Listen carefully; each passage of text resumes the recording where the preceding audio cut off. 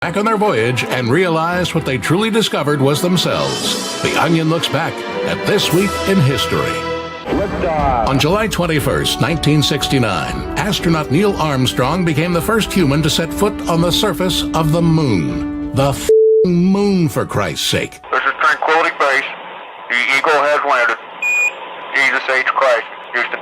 We're on the moon. Over. Roger, Tranquility. We copy that. We cannot believe you are on the moon. I'm descending the ladder. Just one more step and I'm wholly living. I absolutely am standing on the surface of the moon. Jesus H. Christ in a chicken basket. This is the Onion News Network. Yep, we still do email. Drop your email address in the entry box at freetalklive.com, and you'll be kept in the loop with Free Talk Live.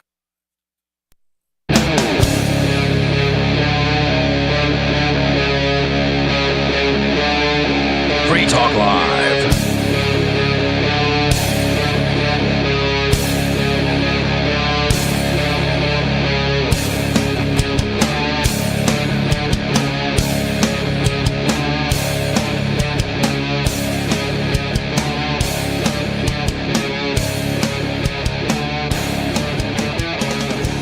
It's Free Talk Live. It's talk radio that you control. And 603-283-6160 is the phone number here. That number is 603-283-6160. You can call in with whatever is on your mind. You can talk about what we're talking about, or later on maybe change the topic, because we do have a caller already on the line who is going to talk with us about a very specific topic. Roger Ver, Bitcoin Jesus, was arrested in Spain by the United States Empire yesterday, and we just need to talk about what we know so far. I've started reading the indictment, but with you in the studio on Free Talk Live tonight, you've got me, Bonnie, Lori, and Chris. And here on the phone with us via Jitsi, give me a second, we have Aaron Day with us. How are you doing today, Aaron? I'm doing well. How are you? I'm doing really well, except, I mean, that news made me very sad. I know exactly what they're doing. They're going after him for politically motivated reasons and harming him. I think it's possibly because he just came out with a book about the CIA's involvement in Bitcoin. What do you think about that? Yeah, I think the timing of it is very suspicious. I actually just had Roger on my podcast a couple of weeks ago to talk about his book. Wow. And the book, and the whole theme of the book is basically how Bitcoin was hijacked by a very specific group of people, and he provides irrefutable proof. The book is just filled with facts. In fact, I've known Roger since 2012, and I was expecting, based on how Roger was personally treated by the BTC community, that there would be a lot of personal anecdotes in here, and it would be a lot of him kind of venting. And there was actually none of that. The book is all factual, and he actually uses, the Bitcoin core developers' quotes directly. He's mostly quoting other people, not making opinions himself. And it's a very, very damning book for the people that are responsible for taking what was supposed to be peer-to-peer digital cash for the entire world and turning it into an elite asset class that at the same time makes it easy to roll out CBDCs. I definitely think that this arrest and the arrest of tons of people related to cryptocurrency, Mark Risen, I think his name is, and Ian Freeman, my husband and the founder of this show, were on. And now Roger Ver, I definitely think these are related to the fact that the government wants to roll out CBDCs. And CBDCs are central bank digital currencies. And they would make it to where basically we have no freedom ever again to transact in a way that the government doesn't know exactly what you've done. Well, yeah, they need a monopoly on it. Yeah. Cash is the last step. They have to do away with cash. And they've been making little steps towards that, I think. So I wrote a book about this, and actually ran for the last time I was on Free Talk Live. I was running for president in the Republican primary, specifically to bring awareness to this central bank digital currency issue. And that was over a year ago. And at that time, what I was suggesting is that the government has a two-pronged approach. One, they want to crack down on decentralized crypto, and while simultaneously developing central bank digital currencies. This is not a conspiracy theory. It's actually Executive Order 14067 that President Biden signed on March the 9th, 2022. So this executive order actually states we will use a whole of government approach. So, I mean, the reason that there were 5 federal departments raiding Ian and raiding the Crypto 6, that's a whole of government approach.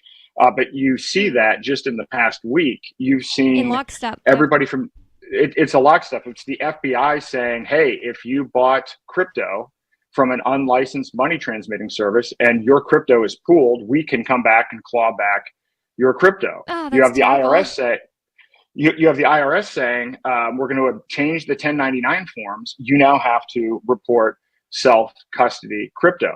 And they are, yeah. Another thing that seems to be a change and that's new that I noticed when I was reading the indictment was that they used the exact language that was just being argued about in Ian's case. So what they're doing is they're building upon each of these cases to change the definitions of things to prosecute the next person. In Ian's case, they kept arguing that the prosecution would say, oh, Bitcoin wallet addresses are analogous to bank account numbers. And then Sisti, Ian's lawyer, would be like, no, that's not the same thing. A wallet in your pocket is not the same thing as a bank address number, is it? I mean, a bank account number, is it? And then they were like arguing back and forth. But since Ian was found guilty, they just get to say everything the prosecution says is truth now. Well, for a while, they were saying that, oh, that's not money. That's not anything, crypto. So when did they decide that it was money? Was it before Roger left? I think that it was literally after? during Ian's trial because they just basically, that was a huge argument that, well, not just a huge argument. Aria DeMezzo's lawyer put in a motion to dismiss the whole case based on the fact that Bitcoin's not money and that these laws that they were being prosecuted with, the Patriot Act, were created in 2001, like 10 years or almost 10 years before Bitcoin was invented at all. So it couldn't possibly like fall under that definition. And the judge just said, no, I think the definition of money seems to cover the word or the like what Bitcoin is. So therefore we're just gonna move on. roll with it. Yeah. It fits what we want it to fit. So that's what we're going to do. Right. Yeah. So, and I just think it's relevant to this case with Roger Ver because they just, keep piling on different new definitions of things and making precedent here and there. And then they just go after you. They really can just like rewrite history and, reality by just changing definitions like that. You're kidding. One of the the things federal government does this? Yep. They just change the conversation, just make up new laws and new words to mean what they want to do? Yeah. Say it ain't so. They make it impossible to really comply. Like, as we'll see with this Roger Ver indictment, he hired a law firm to tell him what the right thing to do was. And, well, they say that the lawyers advised him incorrectly, so therefore he needs to be indicted by the DOJ. And it's just like you can't comply hard enough for these people. You can't. It cannot be done. You cannot come up with an argument that says, I have followed everything and the federal government cannot touch me. Well, that's because they changed the rules. Right. They do this, Yeah. and it's nothing new. It happens every day, and they've been doing it for years, and the only thing they've done is ramped it up, specifically towards crypto. Yeah, they have. That it's not going to stop until something happens. The worst thing about it is that Bitcoin was not created by any kind of government, like issued by a government or anything like that. It was just created by a person, and it has nothing to do with any one government or state or anything. And I think that it's something that they should just realize they have no business in. But of course, they are not going to do that because it threatens their security as an empire. So from what I can tell, all of this coordinated crackdown on pro-liberty crypto started in 2017. 2017 was essentially when Bitcoin was hijacked, as per Roger's book. I'm interviewing a guy tomorrow named Steven Nerioff, who was actually one of the first people involved with Ethereum. He actually did the legal documents for Ethereum. It's a really long story. You should check out the interview. But in essence, he described to the people that were starting Ethereum that what they were doing was illegal, and he didn't want to have any part of it. And when he left, to silence him, because there was actually allegedly some collusion between Ethereum and the SEC, the DOJ came in, swept him up, threw him in a van, handcuffed him, threatened him with a lawsuit for extortion, and said he'd never see his children again unless he ratted out pro-crypto leaders in the crypto community. This is 2017. And so far I know of two names, and this is actually the focus of what I'm going to talk about tomorrow, Naomi Brockwell and Patrick Byrne. But I suspect that there are others. I know there are others. I just won't find out until tomorrow who they are. So the DOJ has been using extortion against people since 2017 to specifically get names of people in the Liberty community that are leaders in crypto. So I think it's important people need to understand that. What is the thing you're saying about Naomi Brockwell there? She was one of the ones that the DOJ was targeting. So this guy, Steven Nerioff, when he was handcuffed and, when the DOJ kind of went after him looking for names, not looking for names, looking for information, Naomi Brockwell was one of the people on the list. And what that says to me is I suspect that's going to mean it's also Jeremy Kauffman. I wouldn't be surprised if Eric Voorhees and Roger and others are on there. The point is that the DOJ, the fact that Ian was selected, the fact that Jeremy was selected, these are not coincidences. The fact that it's all of our friends that are having their businesses destroyed and being thrown in jail and not anybody else's friends. What is the commonality? And the commonality is free trade and free speech. And so the DOJ has been pushing this. Now it's an executive order. So now it's out in the open. But the new twist on it is that this has actually been going on since 2017. And what was that executive order again? Executive Order 14067, and it was signed on March the 9th, 2022. And it does two things. It authorizes the U.S. government to explore a central bank digital currency, and it authorizes a whole of government approach to regulating all digital assets. Wow. So this has been in play, funded full, and they certainly have been very full steam. So what we're seeing right now is actually government policy, and it's actually out in the open. They don't even hide it anymore. The part that most people don't know, and I found this even in the crypto community, is there's a missing piece between Roger's book and what's going on with CBDCs. And that missing link is this: when Bitcoin was hijacked, in 2017, people were using Bitcoin to buy things directly through sites like Overstock and Expedia and everything else. And then all of a sudden it was slow and it was expensive and people didn't want to use it. And there was a choice, which was to increase the number of transactions per second by increasing the size of what are called blocks, which was how it was supposed to work, or, which is what they did, keep the blocks small, keep it intentionally slow and expensive, and built this experiment on top called Lightning Network. So they just cut off all of the adoption. Here's the interesting twist. The group that funded the development of SegWit and Lightning, which is what kept Bitcoin slow, was the MIT group. That same group funded all 3 US CBDC pilots. It's literally the same guy, Joi Ito, involved with the funding of all of these things. And no one talks about this. In MIT, you mean like the college? Yes, the college. The MIT, they have a digital currency initiative. This is all funded out through their MIT Multimedia Lab. And this MIT group has been involved in all 3 US CBDC pilots. Interestingly enough as well, one of the developers that worked on Lightning Network and SegWit is a co-author of the US CBDC white paper. Wow.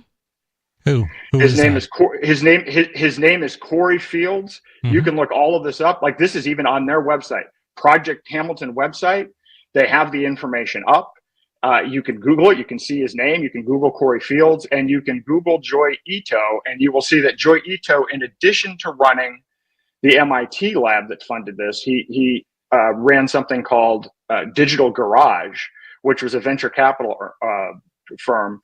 They invested in Blockstream, which is the group that is now funding Bitcoin core developers. And it's also the group that's business model, they make money selling what are called layer 2 solutions to solve the problem of slow and expensive L1 on Bitcoin. So same guys, Venture Arm is funding Blockstream, and he's also funding SegWit, and he's also funding Lightning.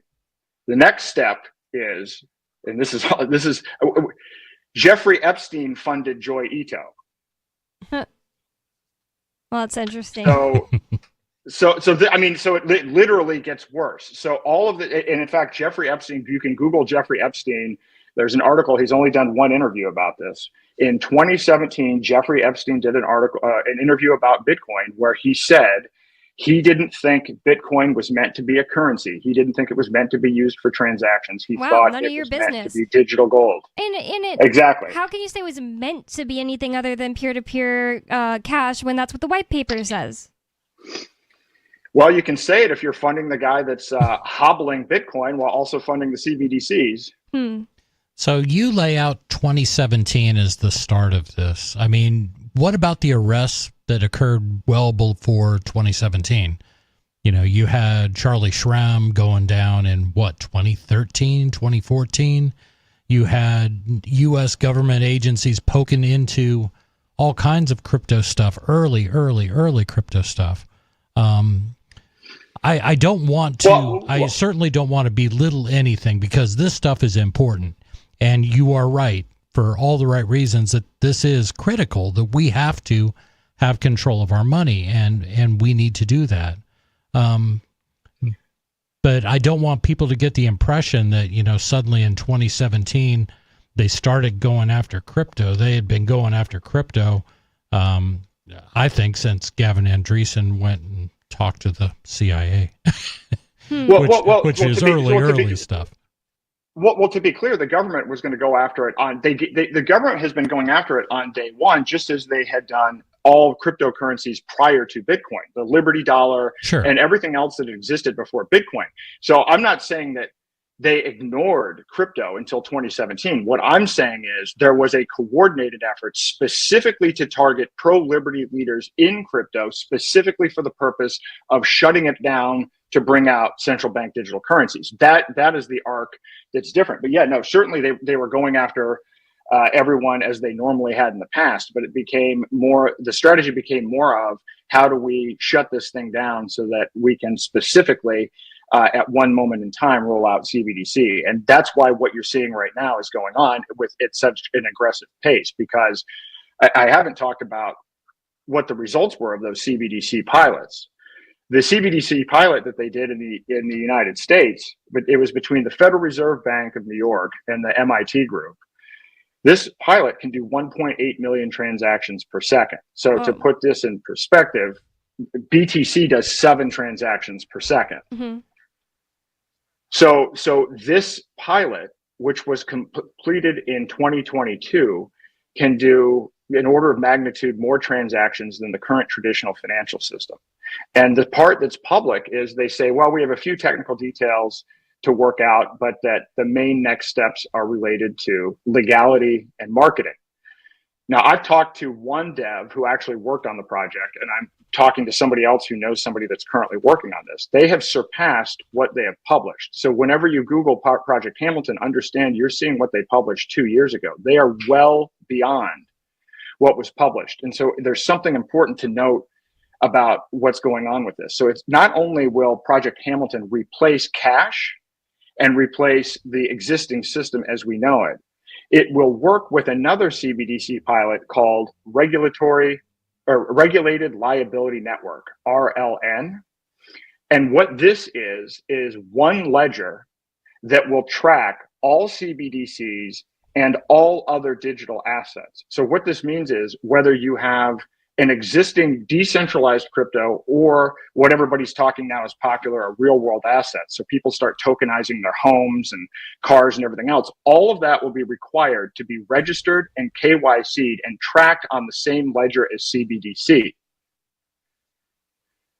It just Well, it's definitely a really bad thing. I really think that there is evidence of them trying to get rid of cash, like you were saying that would be the next thing. Just because during COVID-19 they were like, "There's a cash shortage." How? Because vending machines aren't being used right now. I don't believe that at all. Like, I remember I worked at the Mighty Moose Mart, and you guys asked me to go get like quarters or something from the bank, and the bank told me that they didn't have quarters right that time during like 2021. Just ran out of quarters. Yeah, I don't believe it. I don't believe it at all because it's like people aren't using vending machines right now. I remember that being one of the explanations. The thought of having all of your money and assets tracked and recorded and controlled by the government is terrifying. No, we should be embracing this. That way we will be safe. You know, it's really From about who? safety. Aren't they the ones that we need to be safe from? Half of what they're doing is all they're using under the guise of terrorism. Yeah. If we live like the Chinese, then we can be safe from the Chinese. Exactly. No, to me, CBDCs are the biggest single threat to human liberty. This is why I'm doing what I'm doing. I've literally dropped everything that I'm doing. Once I realized, and part of what motivated this was what was going on with Ian. When I started researching what was going on with Ian, I'm like, why are they putting this much effort into it? I mean, literally, and when I researched that, and when I found out what was going on with CBDCs, it clicked. And so people need to understand. I actually think I'm calling it DEFCON 1 now. I think that we're within 6 months of having a CBDC implemented.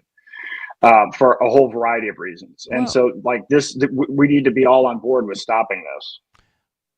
I agree. And I do believe that at this point in time, trust in the U.S. government by citizens is at an all-time low. That's as it should be. As it should be. And I really do think that that's a trend. I mean, we see it on the left, we see it on the right. And I don't think too many people are going to be absolutely okay with every single transaction. It was okay when it was just like, you know, if you're sending more than $10,000, I mean, we need to know where that goes. And most people accepted that. They we don't want terrorists we don't want people laundering money and sending that money to Al-Qaeda or something like that. And plus, if you disagreed with it, you're just unpatriotic. Well, I know, but I think fewer and fewer people are going to buy that. I kind of disagree.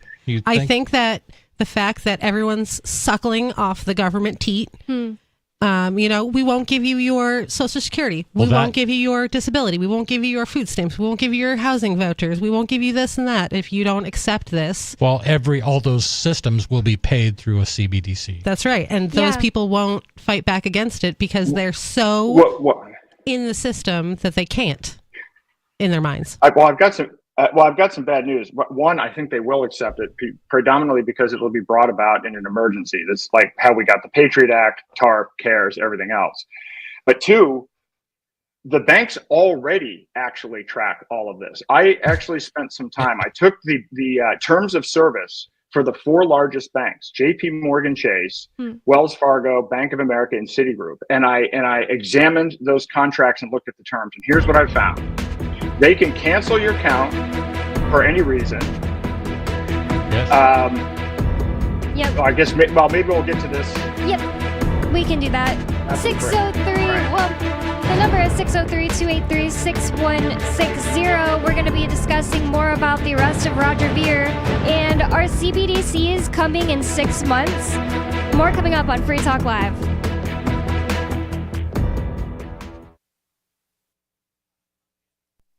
On Free Talk Live, we're bringing people to the ideas of liberty every day. From wrestling superstars like Glenn Jacobs. You guys really are having an impact, I believe. Like I said, a lot of where I am now is due to listening to Free Talk Live. You changed my mind on some very important issues years ago. To random people tuning in on the radio. I was kind of stuck in the left-right paradigm. I heard your show by chance on a Saturday night. From there, I went on, joined the Free State Project, and become an amplifier. So, I mean, that's really the reason why I amp is because I know that if it wasn't for you guys being on as many stations as you are, I never would have found the ideas of liberty. You can help more people hear the message of liberty by joining Free Talk Live's AMPS program on Patreon for as little as $5 a month. And you'll get access to special perks. Visit amps.freetalklive.com, amps.freetalklive.com. From Feature Story News in Washington, I'm Benji Haya. Unrest and chaos at universities across New York after police raid the city's major college campuses and arrest more than 300 pro-Palestinian protesters who'd occupied a building at Columbia University. The latest escalation since demonstrators set up an encampment at the school several weeks ago. Universities in the United States have been gripped by protests over the war in Gaza as students and staff demand a boycott of companies and individuals with ties to Israel. Ira Spitzer is on the scene at Columbia.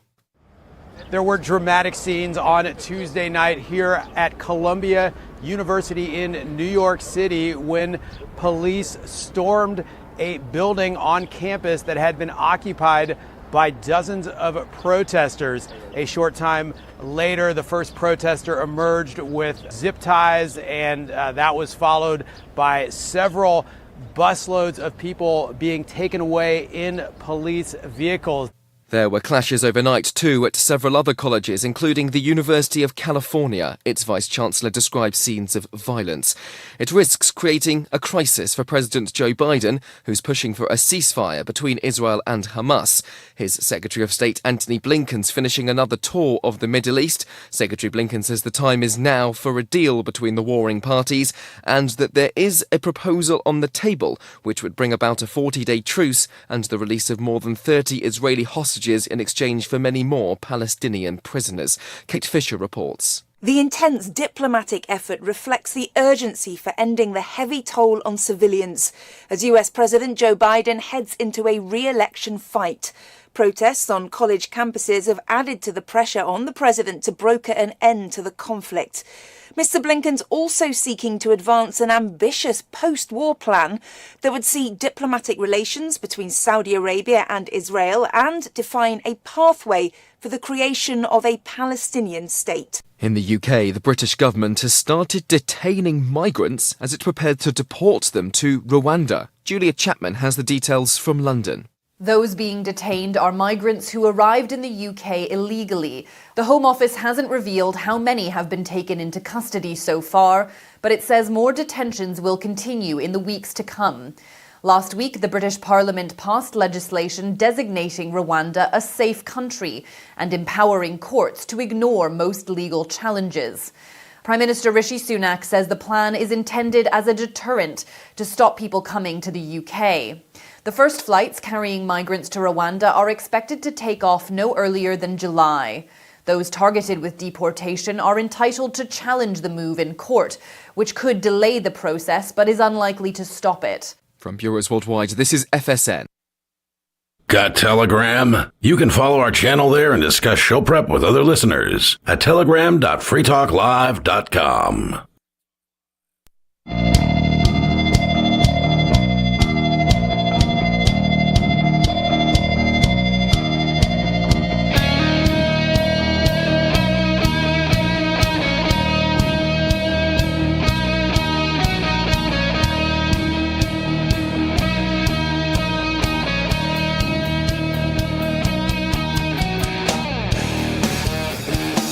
Free Talk Live. It's talk radio that you control, and 603-283-6160 is the phone number here. That's 603-283-6160. And Free Talk Live is brought to you by Dash Digital Cash. Dash is the cryptocurrency made for spending. You can pay your bills with Dash at Spritz.finance. Plus, they can send dollars to your bank if you still need those for something. Thanks to the Dash DAO for sending us 32 Dash per month for this sponsorship. It's easy to get and use Dash. You can learn more at dash.org. That's dash.org. And with you on Free Talk Live tonight in the studio, you've got me, Bonnie, Lori, and Chris. And we're talking with Aaron Day. Go ahead and give us your website where people can find out more about you, Aaron Day. I'm at day2024.com, which was my old presidential campaign site, but I've repurposed it so you can see all the interviews that I've done on CBDCs. You can buy my book, The Final Countdown, And now I'm doing 4-hour workshops across the country. My next one is in San Jose, California on May the 11th. I'm basically teaching people about what's going on with CBDCs, the failure of fiat, and then I'm actually onboarding people to crypto, gold, and silver. So at the end of these workshops, people will have a self-custody crypto wallet. They will have a gold back, which is one 1,000th of an ounce of gold, and they will have a 1/5 ounce round of silver. So I'm trying to just empower people to start using these alternative assets all over the country. It's interesting. We accept gold backs at the Mighty Moose Mart, and right now we're down to almost none because people keep buying them as fast as we get them in because somebody is wanting to pay with gold backs. Now people are, do you got any gold backs in? How many do you have? Can you give me 5? It's like, I love that. Nice. Yes, I love gold backs. They're basically the easiest way to spend gold with what's it called? It's very small it's broken. Fractional. Yeah, it's very small fractions. That way you can spend it like cash instead of walking around with a gold bar that's worth $1,000 or whatever. So get this, they've actually created gold back ATMs. So you're going to be able to actually buy gold backs with either fiat or crypto, I believe they're working on as well. So that I think is a game changer. So to me, actually, this is the only way we beat CBDCs. I've been around politics for 30 years. We will not vote our way out of this. The only way out of this is, in fact, there's also a controlled demolition of the banking system going on right now because they know they have CBDCs ready to save the day when everything collapses. So the only thing we can do is collapse it first and get people using an alternative so that when everything is in a catastrophic state, we can say, hey, you don't have to take CBDCs. You can use crypto, gold, and silver. Instead, you can opt out of tyranny. And I think that's the best way forward, at least. But it's, the odds are against us, but it's still possible. I think that people really do need to start to understand that if they don't have control over their money or privacy with their money, then they really just don't have freedom, because your money is little representations of your energy that you expend when you work and what you use to gain things for yourself and your family. And if the government can look at every single thing you're doing with it, you are not free. If the government can stop you from having access to it at the click of a button, you're just not free, even if it's one of your dollars. But if it's all of your dollars, then you're 100% a slave. Yeah, one of the most damaging things that I see people say on a regular basis is, well, if you're not hiding anything. Yeah. Why do you care if you're not hiding anything, if you're not doing anything wrong? Yeah. Well, the thing about that is they will use such innocent things to go after people. Like Chris Ways always give me the example of someone who bought a hammer at some store, and then a murder was conducted in that area, and they used all the records of everybody that bought a hammer in a certain amount of months. Sure. Which should be like totally illegal, Fourth Amendment violation, but they do things like that. And, they're just going after everyone. They just put people in jail until they can figure out how they can make it look like they did a crime, like instead of actually putting someone in jail because they found out that they did a crime and proved it.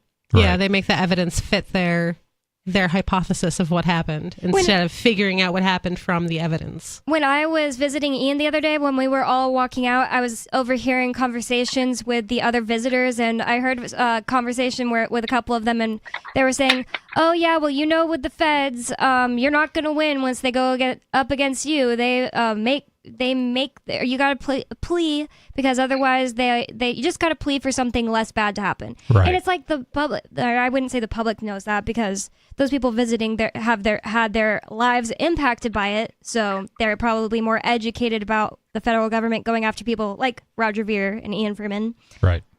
These people know more about it because it impacted them personally. But yeah, it's just so obvious that when they go after you, they'll, like you said, make the facts, quote unquote, mold it to their points and then get you in jail for whatever reason, because you can't possibly comply to all the rules and laws that they have written down. They'll look at something you have quote unquote violated.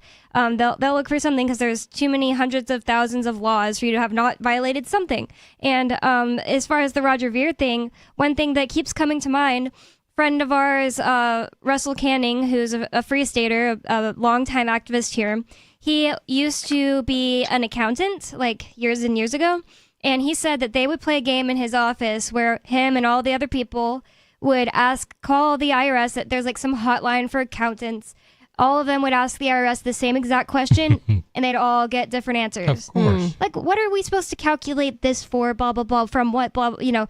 And then they'd be like, so what you got to do is this. And every IRS agent who's supposed to know the answer gave everybody different answers. Because it's just like, they basically just want you to fill out the paperwork, and they'll leave you alone. But then if they ever need a quick, easy way to go after you later, they'll say, oh, well, you did this thing wrong, like they're doing to Roger Ver, it seems like. How many pages is the U.S. tax code now? Last I heard was like 88,000 pages. I don't know. I don't know either. Sounds about right or more. Not one single person can know everything in that. That's Of course not. absurd. So, Aaron, have you By design. have you read the indictment to Roger Ver yet? I have. I want to jump back to one thing earlier because there's a question about whether Americans would accept a CBDC. So I looked at the terms of service of all of the major banks, and here's the thing: they can shut down your bank account, they can change the fees at any time, they can restrict the access to your funds, they can sell and/or share your data without your consent, and they can change the agreement at any time without your consent. The money that you have in the bank today currently doesn't belong to you, and it is currently being surveilled.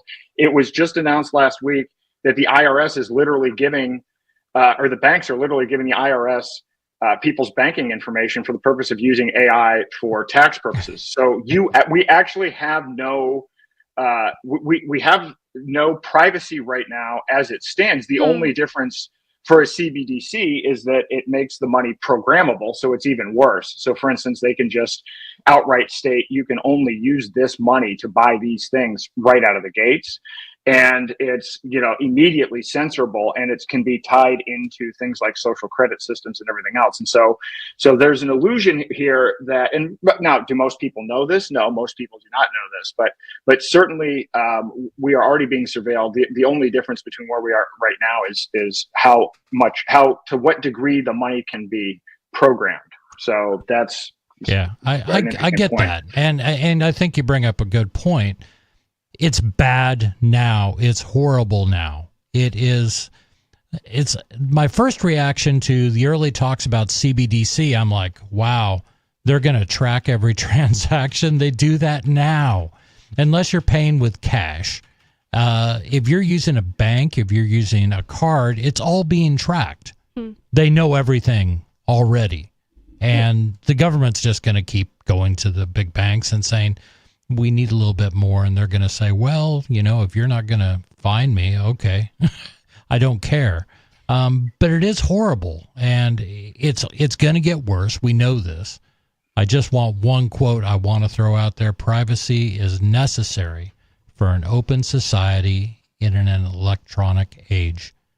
And Eric Hughes, the Cypherpunks Manifesto in 1992 or 91 or something like that. That is a simple truth, and it hasn't changed. It's become more important for people to understand that simple sentence and understand what we risk. It's not losing, something to the government. You're losing the ability to have an open society. Every aspect of it goes away when we turn over our privacy. And I don't know why. Go ahead. Yeah, we're losing our free will. I mean, at this point, it's actually that severe because once we get to this level of tracking, and once you add social credit scores, we literally don't have the ability to make decisions, which I think is a fundamental component of the nature of consciousness and what life is all about. So to me, this is the battle here is that big. And I want to say, so I've been living off of crypto since 2019. I exited fiat completely, and it's gotten more difficult, obviously, with different coins going away, exchanges going away. I mean, even certain places that used to take crypto don't take it anymore. But it's important to point out that even with crypto, with Bitcoin, I mean, it is an open ledger. There are things that you can do to try to remain private, although those last week are starting to be shut down. Things like coin mixing are being shut down. So We don't necessarily have privacy with Bitcoin and Bitcoin related products. Things like Monero and Zcash and others are a great way to go. But I have to stress, I want people to think about it this way. When we get that next emergency, which, by the way, when I'm online, I'm like, it could be any day now. Is it going to be a cyber attack? Is it going to be Israel, Iran? Is it going to be Russia, Ukraine? Is it going to be China, Taiwan? Is it going to be a Kent State type event going on a elite university? It could be any of those things at any point. And so when that happens, they will be able to bring this in with bipartisan support using fear. And the only way we fight back is by not participating, but we have to be able to, when they roll out CBDCs, it's not useful if a couple dozen of our friends have Monero or some of these privacy coins and we can then trade with each other. We need to be able to buy food. We need to go to a farmer's market and buy groceries. We need to be able to survive off of crypto. We need to move it from being a niche asset that only a few people use to something that everybody can use as an alternative to CBDC, because otherwise it just simply won't work. It won't have any utility. So I'm going to give a talk next week on my own podcast. I can go into it in more detail, but I'm going to make an open call to create an open source multi-coin wallet that is easy to use, like so easy to use you could onboard a Boomer and instantly, and a multi-coin point of sale solution for businesses. And again, this has to be an open source project so that it's not controlled by a company. There's no central entity.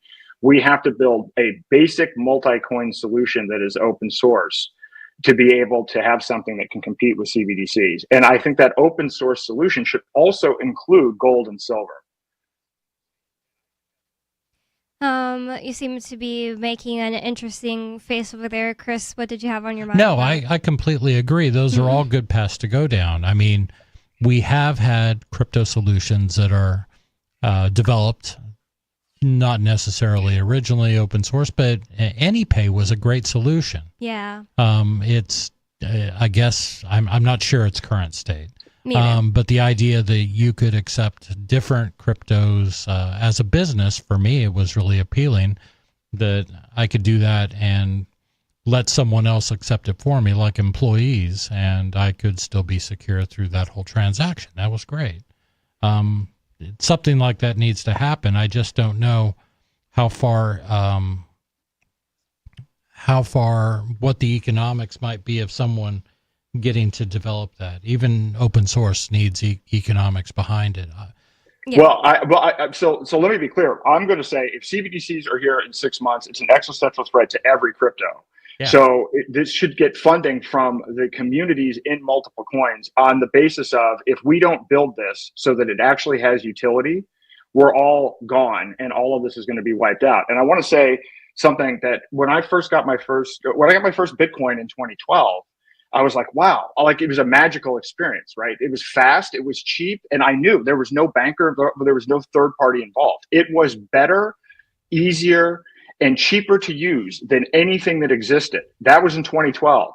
Since 2012, Zelle, Venmo, Apple Pay, Google Pay, now X Payments, even FedNow have been developed. So the traditional banking system has beaten crypto in terms of Bitcoin no longer has the faster, cheaper, or easier to use. It's actually much worse on all of those things. And now it's fast, and now it's slower, now it's cheaper. And I think a lot of times within crypto, people compete with one another without realizing that we're competing for money, and it has to work in the complete marketplace against the traditional system. And we've gotten destroyed against the traditional financial system. So what we need in this open source project, I would actually lead with a UX UI person, a designer, to create an interface that makes it easy for everyone to use, as opposed to, I'm not trying to belittle coders, but coders are not known for having great expertise with UI. And a lot of times there's kind of a niche, oh, well, I'm the only one who knows how to use this, or me and my tribe can use this. Why can't you use it? And that's not how money should work. Yeah, that's true. But what do you mean by UI, user interface? User interface, yeah. Yeah, a lot of times, so many people who are like well-meaning and very smart in the Liberty community here will tell me like, why are you even using Signal? You need to be using this new thing. And like, there's no possible way I'm going to figure out how to use it because it's too complicated. Right. And they're like, well, it's 0.1% more secure than Signal. Exactly. And it's just like, you guys aren't thinking of like adoption, like what will make people want to do it. AnyPay was great for that because it's so simple and easy to understand and use. And I'm really not sure what's going on with it either. But really, that's like the number one thing that cryptocurrency needs. Like the other day, maybe like a month ago, I was at I don't know if he talks about it in public, but a member of the community's house for a cryptocurrency sermon meeting, like church meetings, Shire Free Church.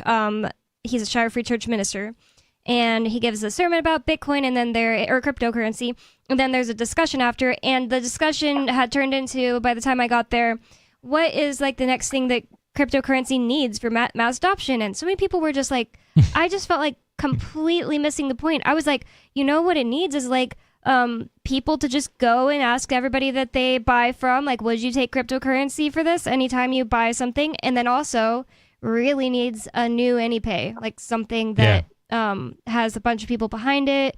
I don't even know where to start with that. I don't know anyone who can do it. We don't even have like Self 411 created at this point, so I don't have personal contacts that can do it, but it is really the most important thing we need next. If you don't know what an AnyPay is, it's basically just an app that a person who runs a business can connect their personal wallet to, and then their employee who they don't trust with their literal, like, their, actual bank account information, because you just don't trust your employees with that, not because of anything wrong with the employees. You just don't give your employee your, like, TD Bank login, online login. So you don't have to trust them with that. All you do is hand them a tablet with AnyPay installed on it, and then the customers can go up, scan a QR code on that tablet, and send their payment directly to you. And the employee gets like a thing that pops up that says sent successfully, so they know that you actually paid. And that's what cryptocurrency needs, because the important thing about cryptocurrency is not to hold on to it like digital gold, because if while this happens, what Aaron is talking about right now, the price isn't going to be skyrocketed to the moon. There's no point in using it as an investment instead of what it was actually created for, digital cash, if it's going to be completely not used by anyone and lose value rapidly when CBDCs come out. Right. And Aaron, I don't want you to think I'm against that idea. I completely support it. And when you posted that on X, I read that and I'm like, yeah, that's exactly what we need to do. This needs to be something that anyone can use, first of all, and it needs to support everything, not just this, you've got a solution for Dash and you've got a solution for Bitcoin. Mm-hmm. It needs to be all encompassing. And I think you're on the right track. I think the incentive is survival. And you need more developers and people involved in these projects to realize that literally their project's survival depends on this happening at every time. Yeah, I'm going to make a formal presentation about this next Wednesday on my podcast, The Aaron Day Show. To lay all of it out. And I already have a half a dozen designers and everything, but I want to lay out the whole scenario, because as I've talked to people, even in the crypto space, I have not found anybody that's really up to speed on how serious the CBDC threat is. But I think after my interview tomorrow and I pull all of this together, I think I will be able to make a very compelling case that the DOJ has made a concerted effort since 2017 to target the Liberty community, and that CBDCs are imminent and in fact could be one emergency away, and that we've got to stop our divisions and try to work together to solve this, or in my opinion, it's the end of free will. So that's how severe I think it is. I agree that it's that severe. I just want to take this one call while we have some time before the break. Unscreened caller, you're on Free Talk Live. What's on your mind? Yes, hello, this is Mary Newton Rothbard Jr. calling from Hartford, Connecticut. How are you all doing this evening? I don't know if I believe you. Go ahead, Rothbard Jr. Yes, well, I'm calling, as you know, I'm from the anarcho-capitalist school of libertarian thought, and I believe I heard the name of one of my good friends mentioned earlier, Mr. Jeffrey Epstein, God rest his soul. He was a great financier and a great man, and I miss him dearly. But I am from the old Austrian school of economics, and I'm really not too familiar with the new cryptocurrency that you guys, you new age libertarians speak of. So I had a question about cryptocurrency, if it's okay, from the resident Bitcoin expert there, Mr. Aaron Gay. Okay, what's your question? My question is, does he believe that in the near future, we will be able to use cryptocurrency, Bitcoin, or any crypto that runs on the Bitcoin currency blockchain to pay for sex with 15 to 16-year-old girls?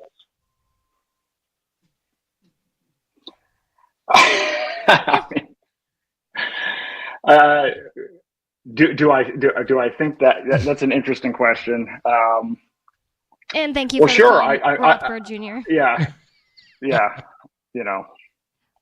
So yeah, I think cash is the preferred vehicle for that, because remember, transactions on a Bitcoin blockchain are actually tracked, so it's more likely people would use cash for something like that. And in public, the government in Ian's case, they kept calling it pseudonymous, and that's exactly what it is. And then towards the end, when they were trying to make a different point, they kept calling it like completely completely anonymous. Or anonymous. No one could ever know. Yeah, they would change that. That's so annoying. Yeah. I feel like I could talk about the Ian case forever, and sometimes it's like, well, right, today's Roger Vere's day, and that's what I never got about the argument against crypto, where they were like, oh, they're hiding things from you to buy guns and drugs, but that's what you use cash for. Yep.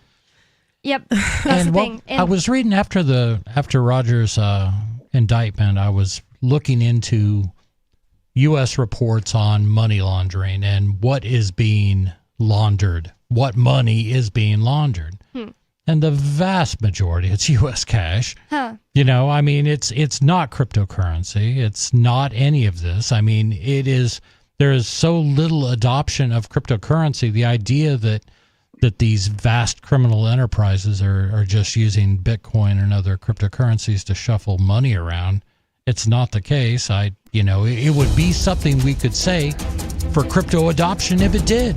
Well, thank you so much for your time, Aaron Day, and I agree. I think that this is serious enough to be considered a possible end of free will as we know it on planet Earth. If people don't stand up for themselves and their freedom and privacy in money, that's a really important thing to stand up for. 603-283-6160. More Free Talk Live coming up.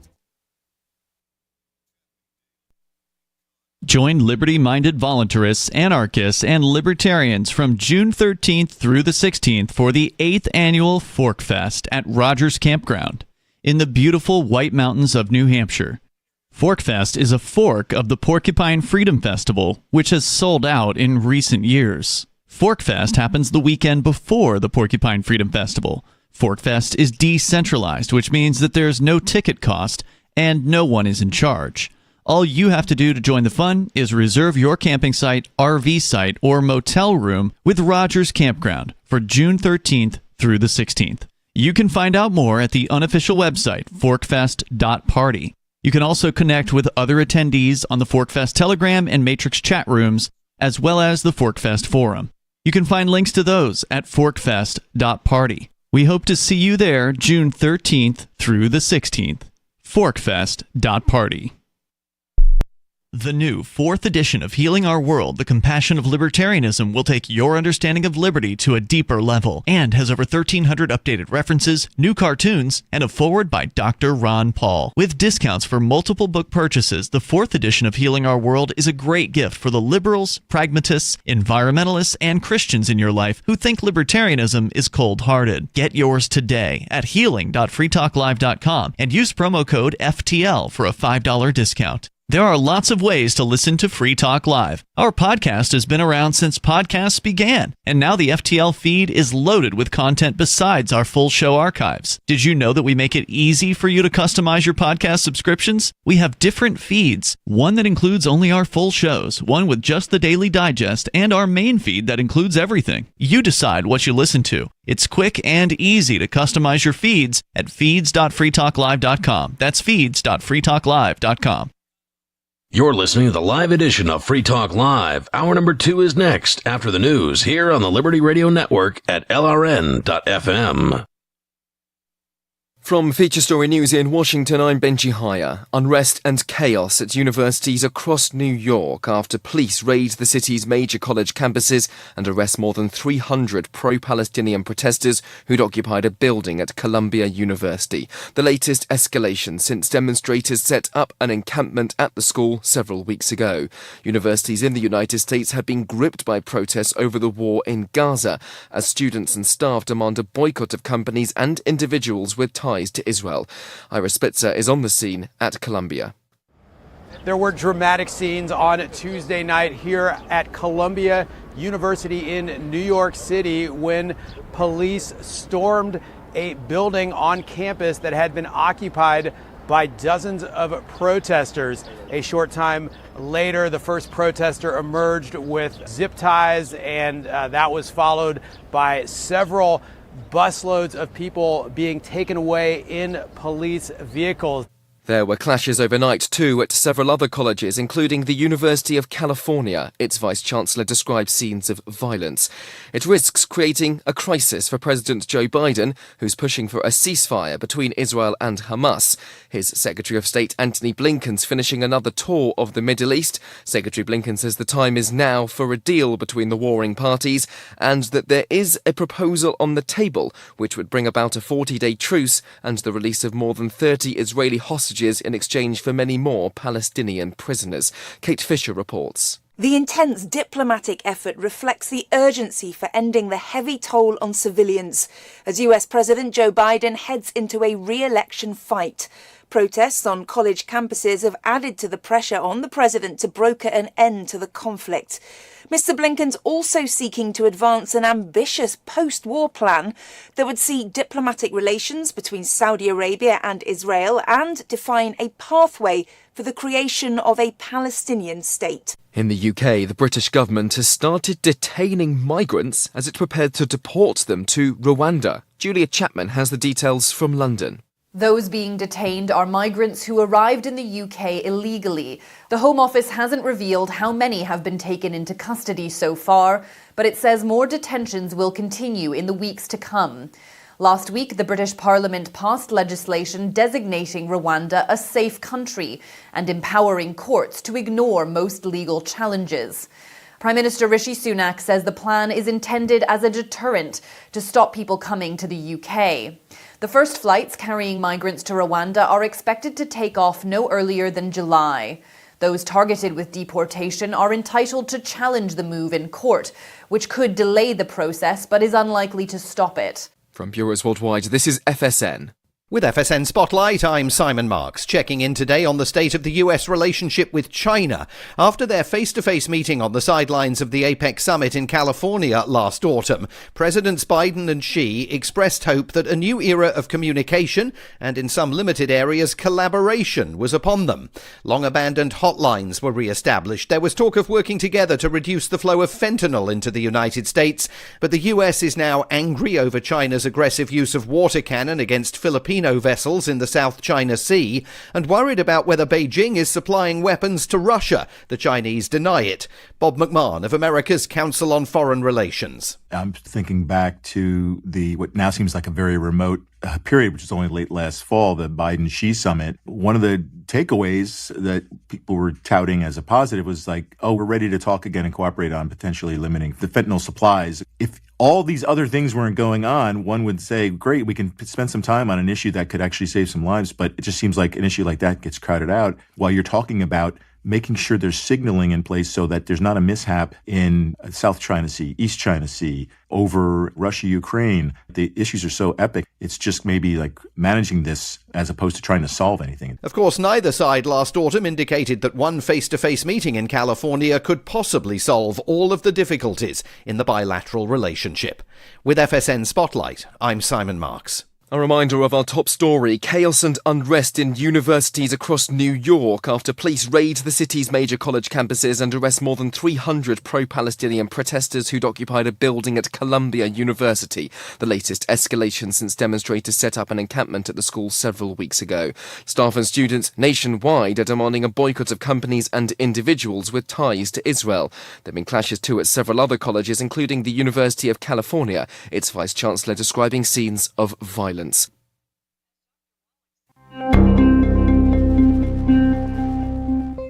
Already struggling to get by on the basic necessities of day-to-day life, lunatics across the nation confirmed today that they are now barely able to afford the quickly rising price of car meat.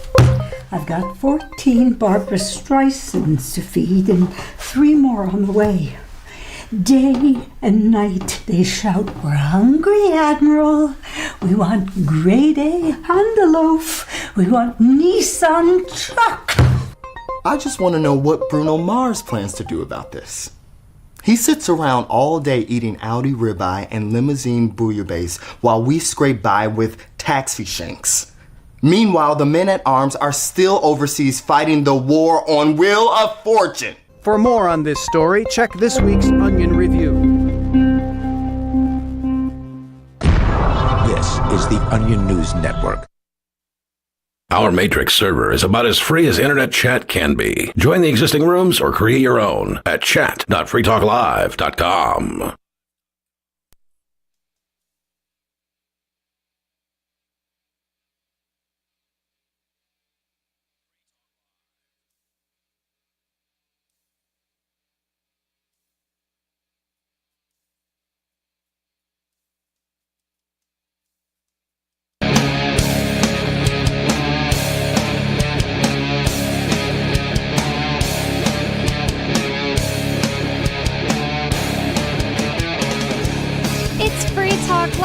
Talk radio that you control, and 603-283-6160 is the phone number you can call. 603-283-6160, and Cobra Engineering is a platinum level amplifier with us, and we would like to thank Cobra Engineering so much for being a platinum level amplifier with us. That means that they went to amps.freetalklive.com. That's amps.freetalklive.com and learned how they could get some perks and benefits for supporting the show, and we really appreciate all of our amplifiers. So I would like to thank Cobra Engineering again. I didn't want to get it wrong, so I had to check again. Thank you so much. And if you would like to help support the show, you can go to amps.freetalklive.com. And with you on the show tonight, you've got me, Bonnie, Lori, and Chris. And we still have Aaron Day here. We have at least one person that has a question for him, but we wanted to talk more about the Roger Ver arrest specifically. So I pulled up this article from BitcoinMagazine.com. The title is DOJ arrests early Bitcoin investor Roger Ver, Bitcoin Jesus, that's what he's called, on charges of tax fraud. Now, you said you've read the indictment, correct, Aaron?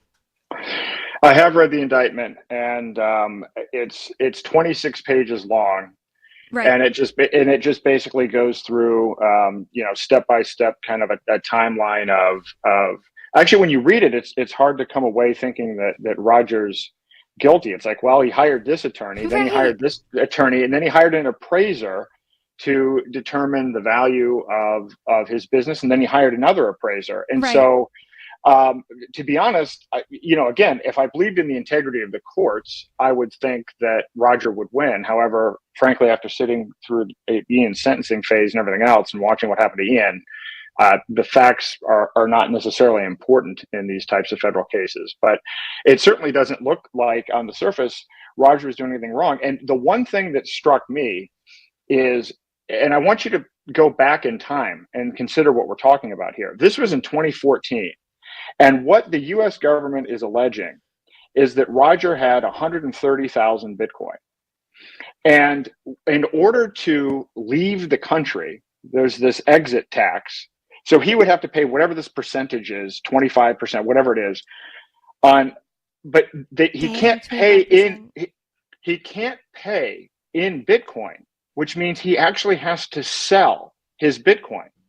To which Rogers, I think, it even said in the indictment, Rogers' question was, well, have you factored in when you're trying to figure out what the effective price is for this conversion? Because they're saying, oh, Bitcoin is worth this much, you have this many. You have to multiply those two numbers together and then pay 25% of that, right? Well, what Roger's saying, that was such a large amount of Bitcoin. If you tried to dump 130,000 Bitcoin on the market in 2014, the price would drop 80%. Whoa. Like Roger couldn't have sold, he wouldn't have been able to pay the tax bill even if he sold 100% of his Bitcoin, I think was the point that he was trying to make. So what they were asking him to do, it technically wasn't even possible. And whether or not they should have asked him to do it in the first place is a separate question. And I would say the answer is no, because he sought out legal and financial assistance and went by what he was told. So the idea to make this criminal. And so, of course, the question with this is, how many people get to just pay penalties and interest? It's a slap on the wrist and then you move on your way. Or is that what they want? Do they just want money, or do they want him behind bars? And that's going to be the interesting thing to see regarding what the motives are. However, I want to take a step back. If you don't know Roger very well, he has a video on his website, and I posted on Twitter today or yesterday as well. I think it's rogerveer.com or rogerkveer.com. And he talks about the last time he was in prison. This isn't the first time he's faced this.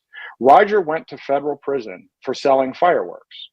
Yep. And he sold fireworks that were being sold by other retailers. He was the only person to go to prison for selling these fireworks. And the reason that he went to prison is because he was loud and vocal in public, talking about the fact that taxation is theft, talking about the war state, talking about police brutality. He was targeted even the first time around because of his political beliefs. So now here we are.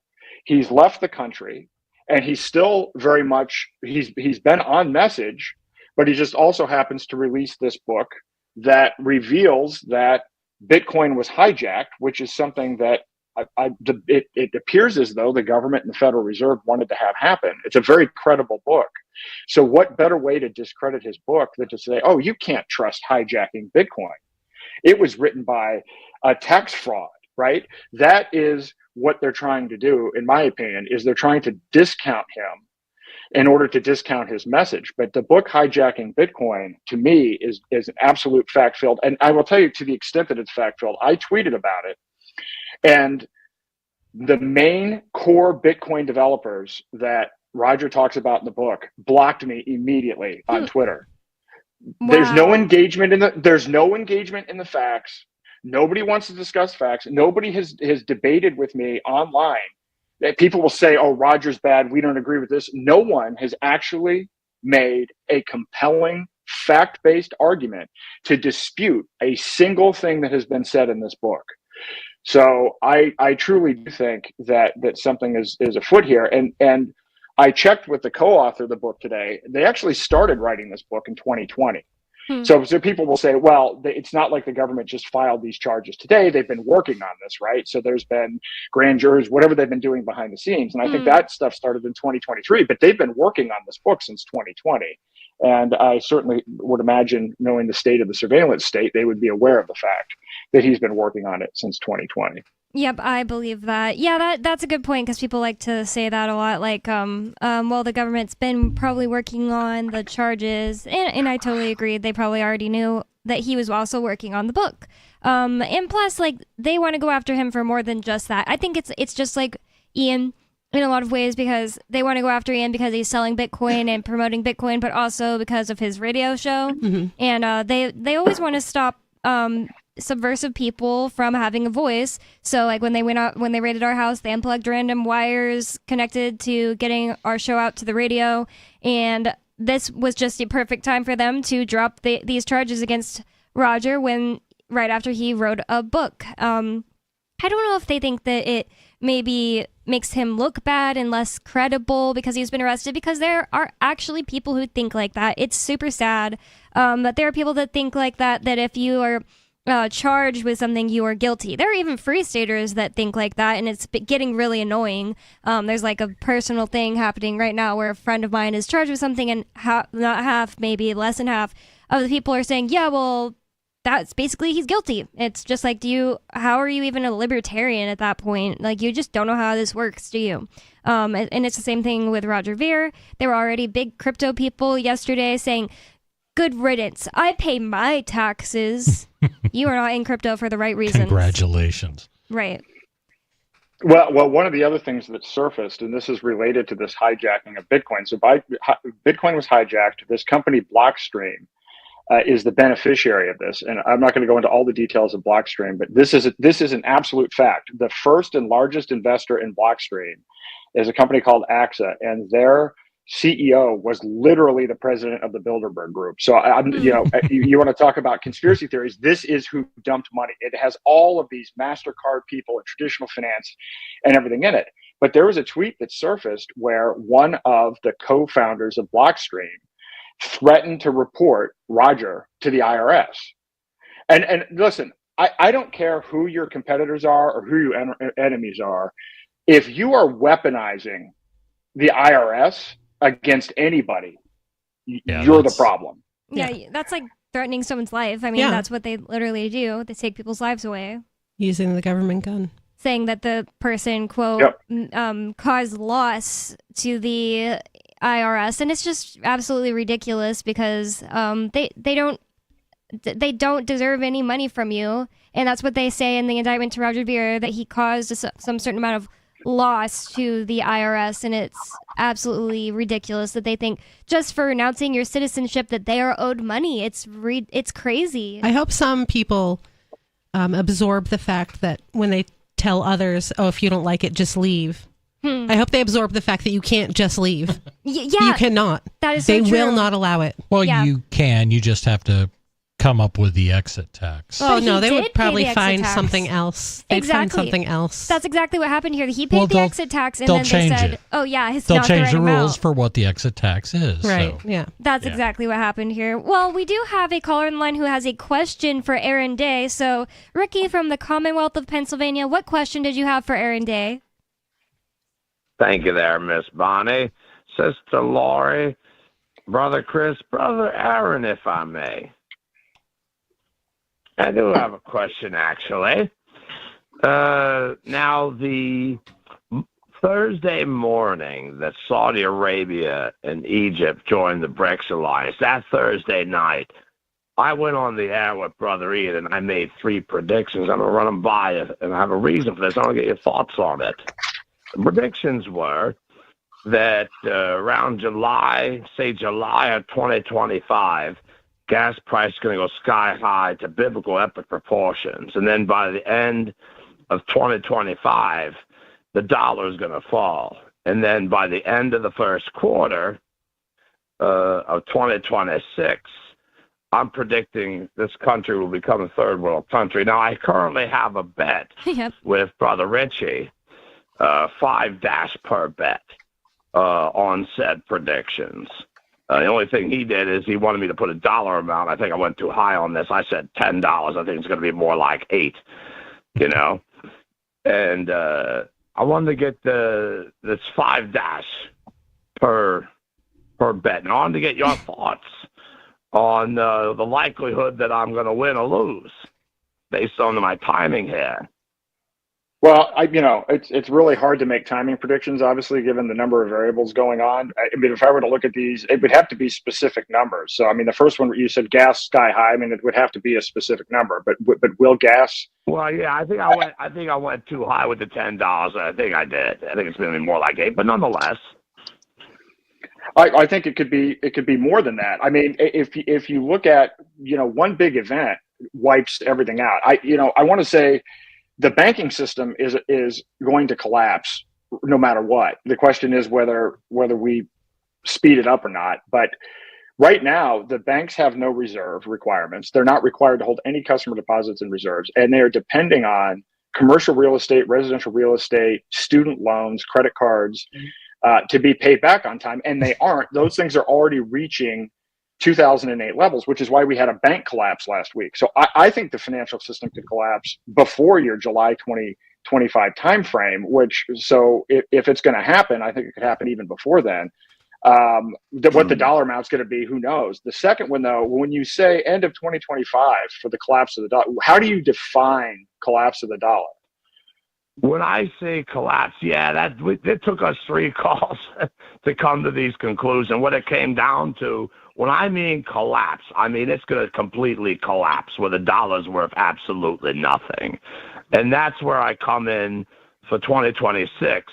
By the end of that quarter, it will be a third world country. The stuff's going to fall apart, you know?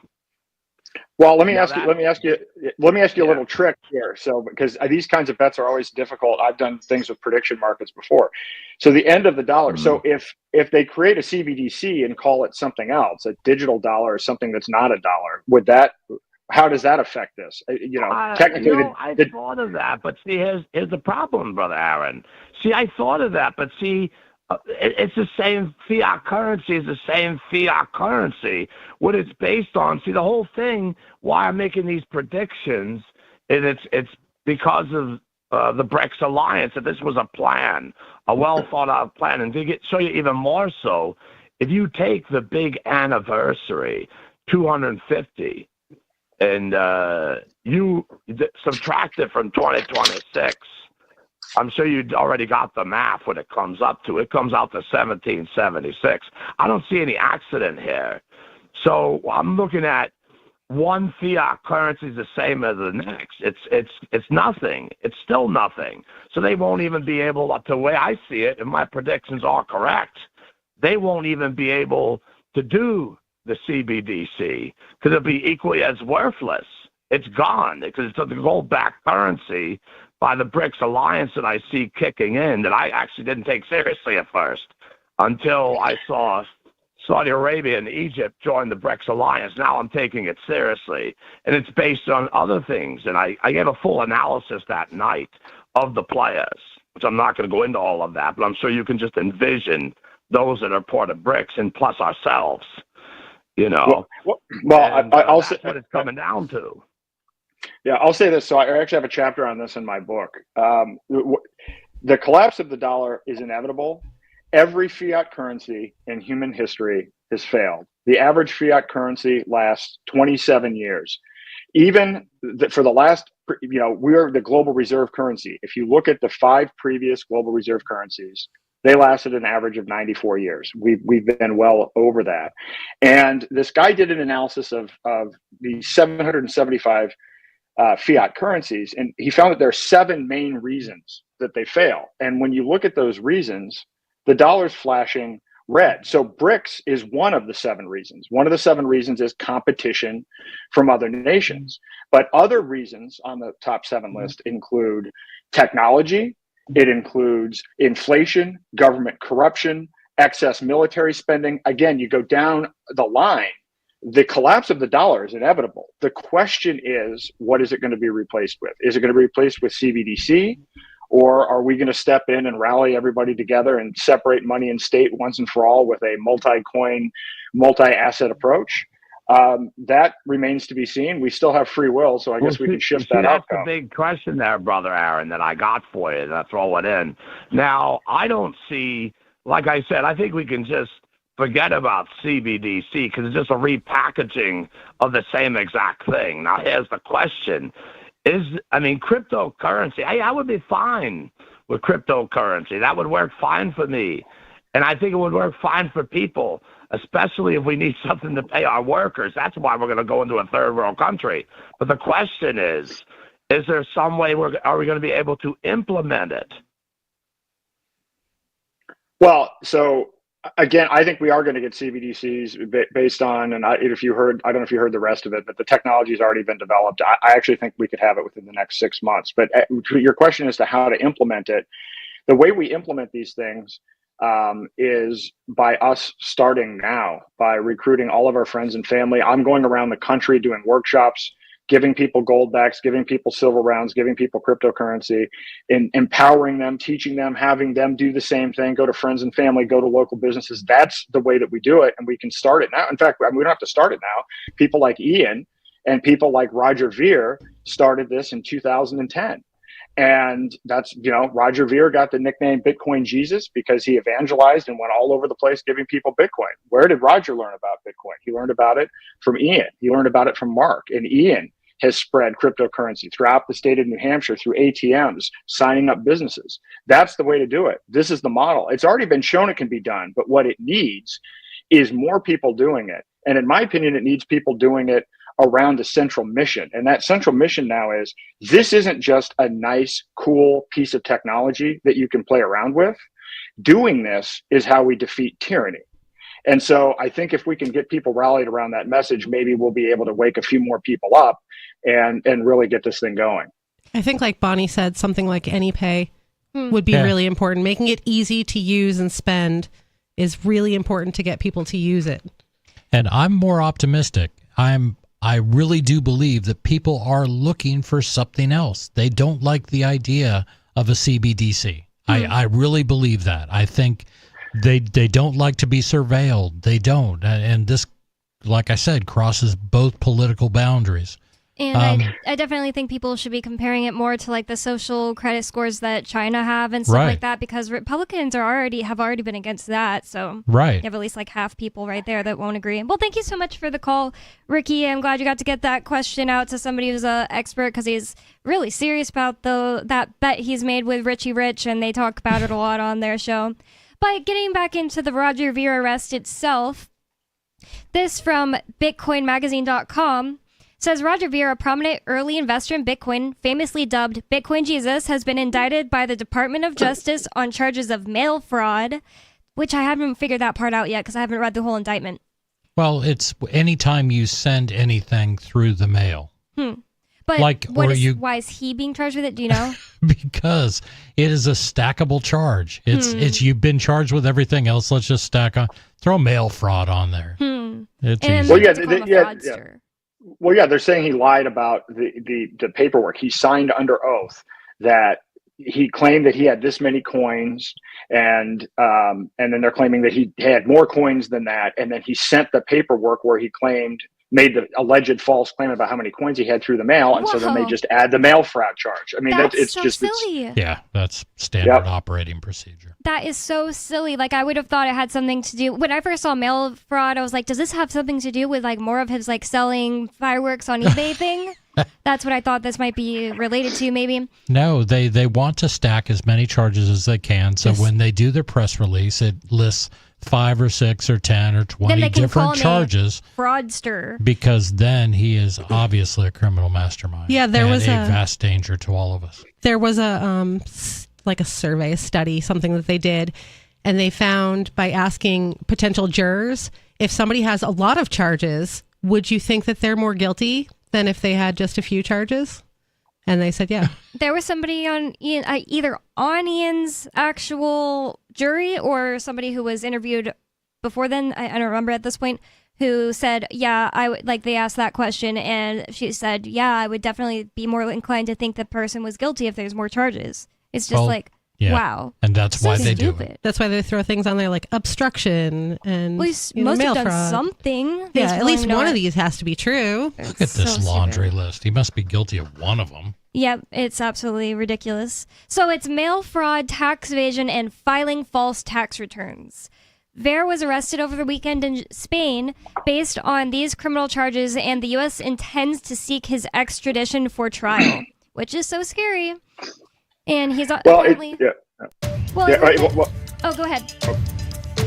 Well, it's scary. It's also scary to think about that the last time somebody was in Spain awaiting extradition was John McAfee. That one comes to mind. And then he, quote, killed himself in prison in Spain. It's Free Talk Live. More coming up. 603-283-6160. More about the Roger Ver arrest, Bitcoin Jesus, who learned about cryptocurrency on Free Talk Live. We have some good news. The indictments against Ross Ulbricht in the District of Maryland were dismissed with prejudice, meaning they can never be refiled. This is especially good because those indictments contain the only charge ever made that Ross engaged in murder for hire. This was a serious allegation that Ross Ulbricht denies. It was never prosecuted or ruled on by a jury, but was trumpeted by the federal government and the media as if it were proven fact. The Maryland court held these indictments for almost 5 years, poisoning Ross's case and leaving him under a cloud of unproven allegations. As explained in Ross's appeal to the Supreme Court, the fact that the judge used these allegations to give Ross a draconian sentence of double life without parole violated his Sixth Amendment right to a jury trial. Judges are required to issue sentences based on convictions decided by a jury, not unproven allegations never even charged at trial. Although this is a positive development, the dropped indictment will not set Ross free. Now, a presidential pardon is Ross's only hope of freedom. Sign the petition at freeross.org. freeross.org. From Feature Story News in Washington, I'm Benji Haya. Unrest and chaos at universities across New York after police raid the city's major college campuses and arrest more than 300 pro-Palestinian protesters who'd occupied a building at Columbia University. The latest escalation since demonstrators set up an encampment at the school several weeks ago. Universities in the United States have been gripped by protests over the war in Gaza as students and staff demand a boycott of companies and individuals with ties to Israel. Ira Spitzer is on the scene at Columbia.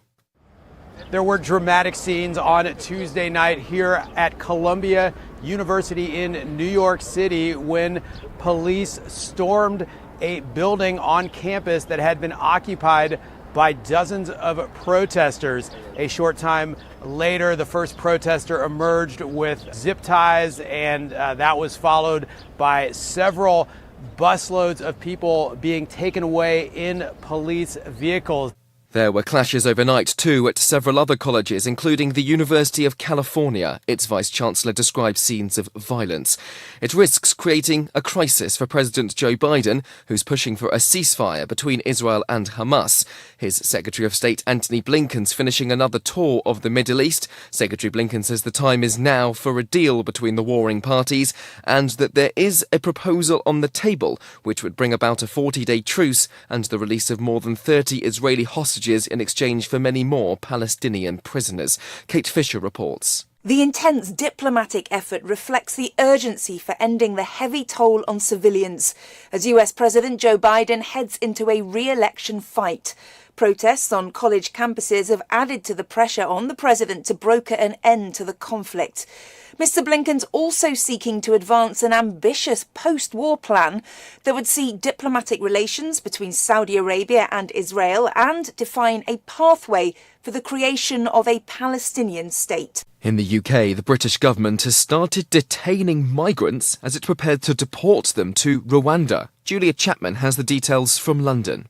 Those being detained are migrants who arrived in the UK illegally. The Home Office hasn't revealed how many have been taken into custody so far, but it says more detentions will continue in the weeks to come. Last week, the British Parliament passed legislation designating Rwanda a safe country and empowering courts to ignore most legal challenges. Prime Minister Rishi Sunak says the plan is intended as a deterrent to stop people coming to the UK. The first flights carrying migrants to Rwanda are expected to take off no earlier than July. Those targeted with deportation are entitled to challenge the move in court, which could delay the process but is unlikely to stop it. From Bureaus Worldwide, this is FSN. You can stick it to the man and big tech. Join our FTL social mastodon at social.freetalklive.com.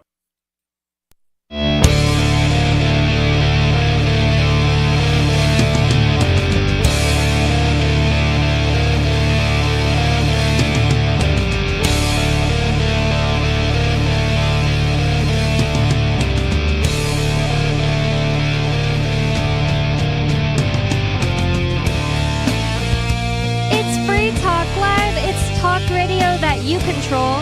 603-283-6160 is the phone number here.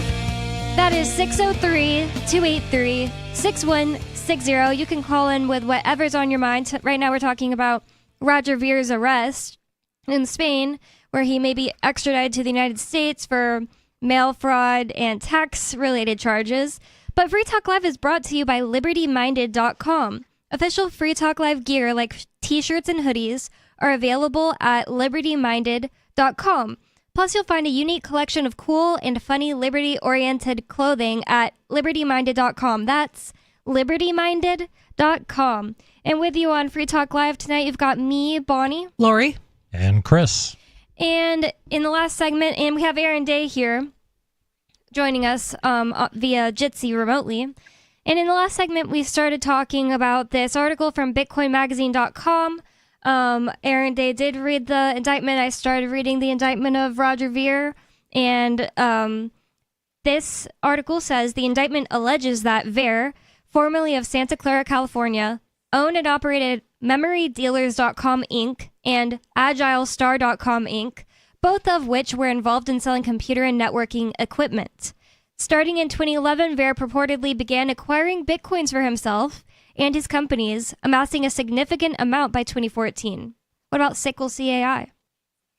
Wait, was that him? Oh, wait, that's the wrong guy. Wrong guy. Wrong guy. Uh-oh, my bad. That has nothing to do with anything. Don't go after him, government. Great. They've got another one. It says amassing a significant amount by 2014, totaling around, this is the amount of Bitcoins he had by 2014, 131,000 Bitcoins, with a value of approximately 240 million at that time. Ver then obtained citizenship in St. Kitts and Nevis in 2014 and renounced his U.S. citizenship shortly thereafter in a process known as expatriation.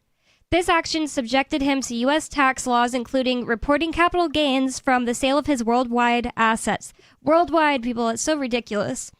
Including Bitcoins and paying an exit tax on those gains. The indictment alleges that Ver provided false or misleading information to a law firm and an appraiser, concealing the true number of Bitcoins owned by him and his companies. This resulted in the preparation and filing of false tax returns that significantly undervalued the companies and their Bitcoin holdings. In 2017, Ver's companies still held approximately 70,000 Bitcoins, which he allegedly sold on cryptocurrency exchanges for around $240 million. Despite not being a U.S. citizen at that time, Ver was still legally obligated to report to the IRS and pay taxes on certain distributions. Wow. So it's like what people say when people say that you know what, if you don't like it, you can just leave. If you just leave, they're going to still say that you owe them more money if you do certain things. Yeah, they consider you their property. If you were born here, you are property of the U.S. government in their eyes. That's true. It seems like it. It's pathetic. I just can't imagine the chutzpah these people have that, no, you were born here. You belong to us. I mean, and this doesn't stop. You can go somewhere else. Why didn't you just choose to be born somewhere else? Right. If you make enough money, these people who were born in the same area as you and then got into the parasite class think that you owe them, and that's absolutely disgusting and crazy. Yeah. We live in a crazy land. We live in La La Land, where you make money and you are somehow obligated to pay people who don't give you any kind of services that you want, even to the point that you expatriate and don't say, I really don't want your services. I don't need you. I'm done. Also, you buy something, say you buy a house, and the house is in terrible condition, and you put in the work and the money to make the house better. Now you owe them more money because your house got better. Yeah, it's ridiculous. All of this They stuff did is so something, bad. so who knows what? They didn't do anything, but now you owe them more. So far, is this everything that you already knew about the indictment so far, Aaron? Yeah, no, that tracks exactly. And again, as you go through this and you start to see the details, again, the interesting point that Roger makes is that he couldn't have possibly sold those Bitcoins to pay the tax liability because there wasn't $130,000 worth of, or 130 Bitcoin worth of market volume in 2014. Right. And so it's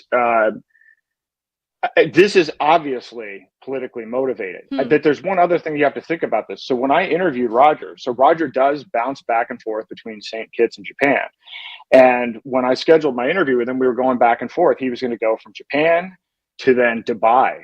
So I want to throw it out there because we all know what it's like. I mean, they obviously planned and prepared it to raid Ian to make sure that they knew he was there.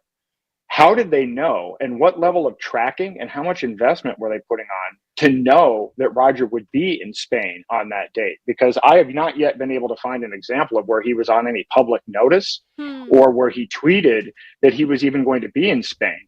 So it actually takes quite an effort to try to track somebody down that's just on the move in the United States. The fact that they were able to find out well enough in advance to coordinate with the Spanish authorities to have him arrested tells you to the extent to which this is politically motivated, and I think that there's a specific timing element to it. I find it to be not a coincidence that this is just a few weeks after his book was released, because the book has made a very big splash, and it's created a lot of noise. A lot of people that were even BTC maxis, Bitcoin maximalists, have read the book, and people's hearts and minds have actually been changed. Certainly not everyone, but people people were stunned by the information in the book. So I think that the timing on this is suspicious, because this is going back to 2014. So wait, he left in 2014. You waited a decade, right, to go after him, and then you coordinated to trap him in a country when he hadn't even telegraphed that he was going to be there.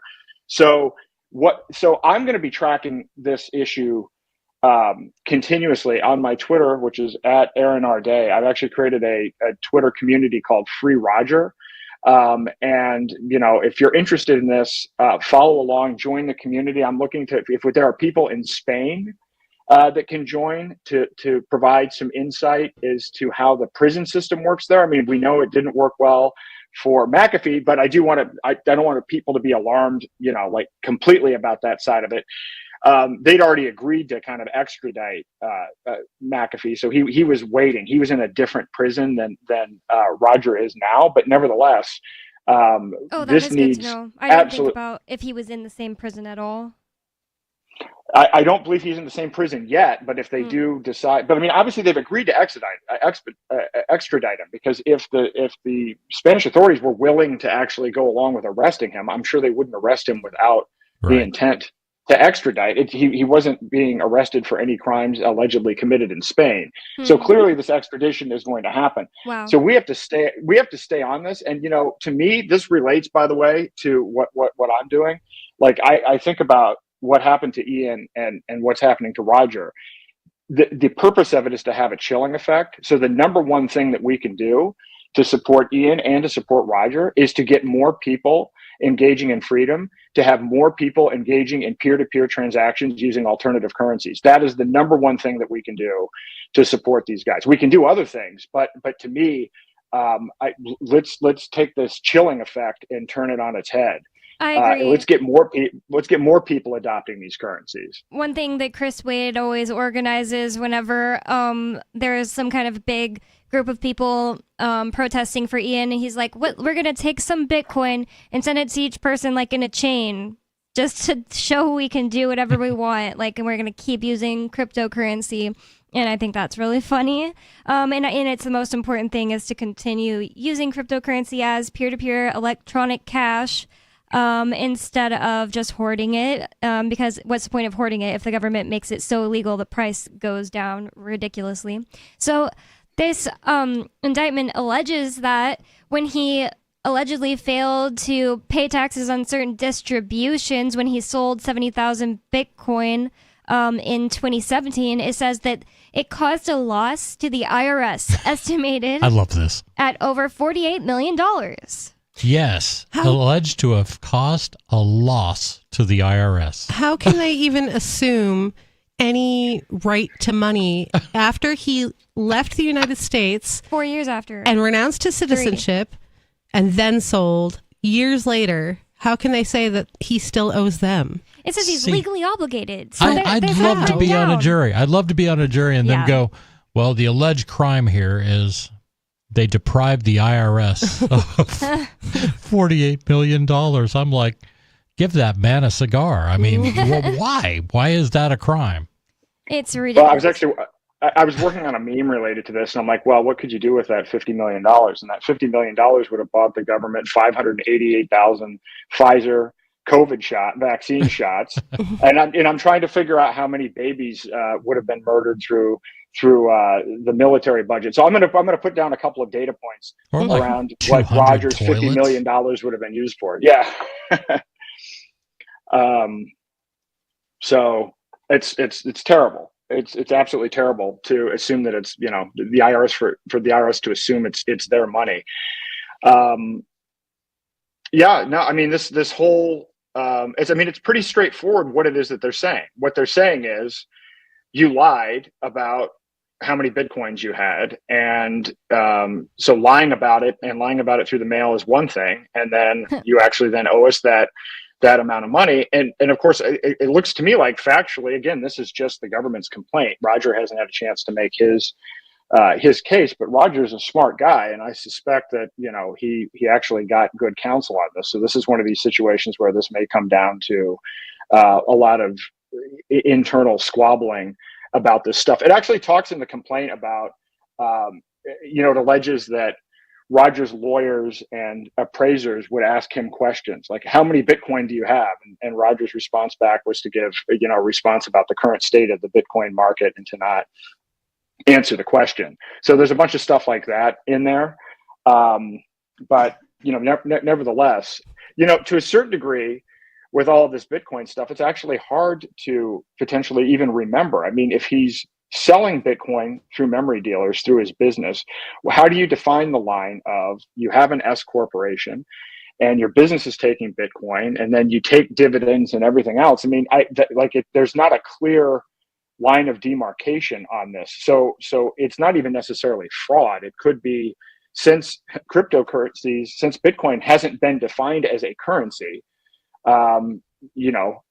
would he know to treat it that way? I mean, there's a whole bunch of different angles that he can take with this. And the government's take on what Bitcoin is in 2014 is vastly different than it is today. Mm-hmm. So you're using one definition against something that's changed 20 times. And how many government agencies have defined Bitcoin separately in different ways? They do. Completely different ways. The IRS versus FBI, and then regulatory things, they all call it something else. Is it a security? It's ridiculous. There's a great video that I posted that I took from Bitcoin.com, which is Roger's thing. It's a 2-minute video, and it does a great job with visuals and music of demonstrating the concept of taxation as theft. And when you watch it, you can assume that the IRS is probably agitated about the fact that Roger's had some viral videos where he has been very outspoken about the concept that taxation is theft. And he's given very passionate videos. One of my favorite videos is from, I think, 2018 of Roger debating this guy, Samson Mao, who represents BTC, and Roger was kind of promoting Bitcoin Cash. And Roger talks about the fact that the high fees of Bitcoin means more dead babies. And he's very passionate about, and he's really passionate. And people make fun of him about it, but he's actually, when you watch what he says and how he says it, this is why he is in crypto. He is truly in crypto so that people everywhere, even in developing nations all over the world, can escape poverty and have a currency that they can use for day-to-day transactions. And so this is completely politically motivated, but we need to stay on top of it. I want to add this. I just got involved in something. There's an event going on in the Libertarian Party is having their national convention in Washington, D.C.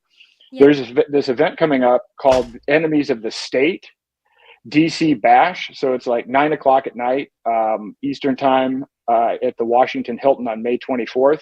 And it's to recognize people who that are enemies of the state who have been promoting freedom. So it's going to celebrate political prisoners. It's going to celebrate Edward Snowden. It's going to celebrate Julian Assange. It's going to celebrate Ian Freeman. It's going to celebrate Ross Ulbricht, and it's going to celebrate Roger Ver. And I'm going to be there kind of introducing Roger's piece of this, but I'm excited to be a part of this. And I know you guys are sponsoring it. So I hope people check this out.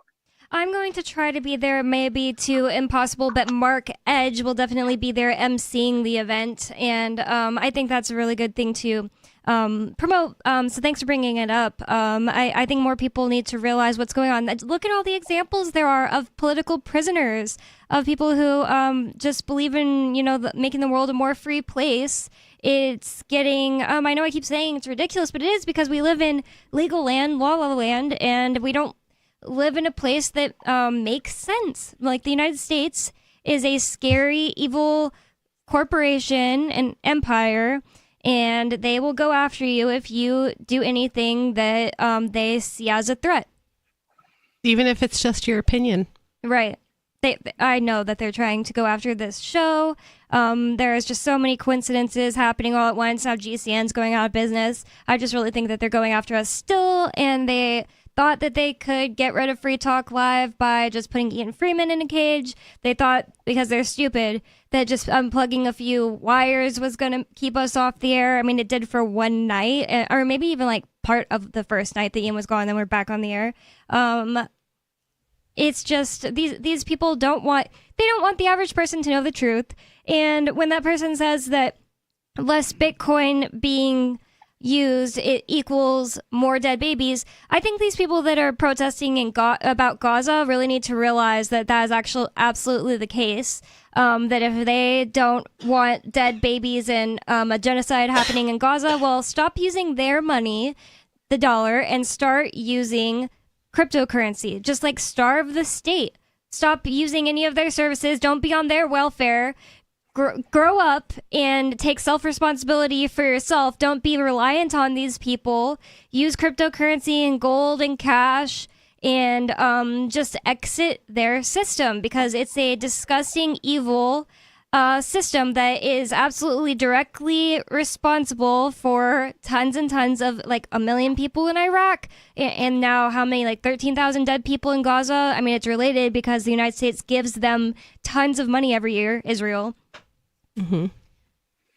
You just need to exit and start taking care of yourself without relying on the evil parasite class who doesn't actually care about you at all. If they did, they would want you to be as prosperous as possible and not, oh, well, we'll give you $2,000 a month, but if you put anything into savings, you're going to not get your welfare, and you have to work, only a couple hours a month, and your kids will just barely be getting by, instead of, they don't want you to prosper and be doing well, because then you don't need them.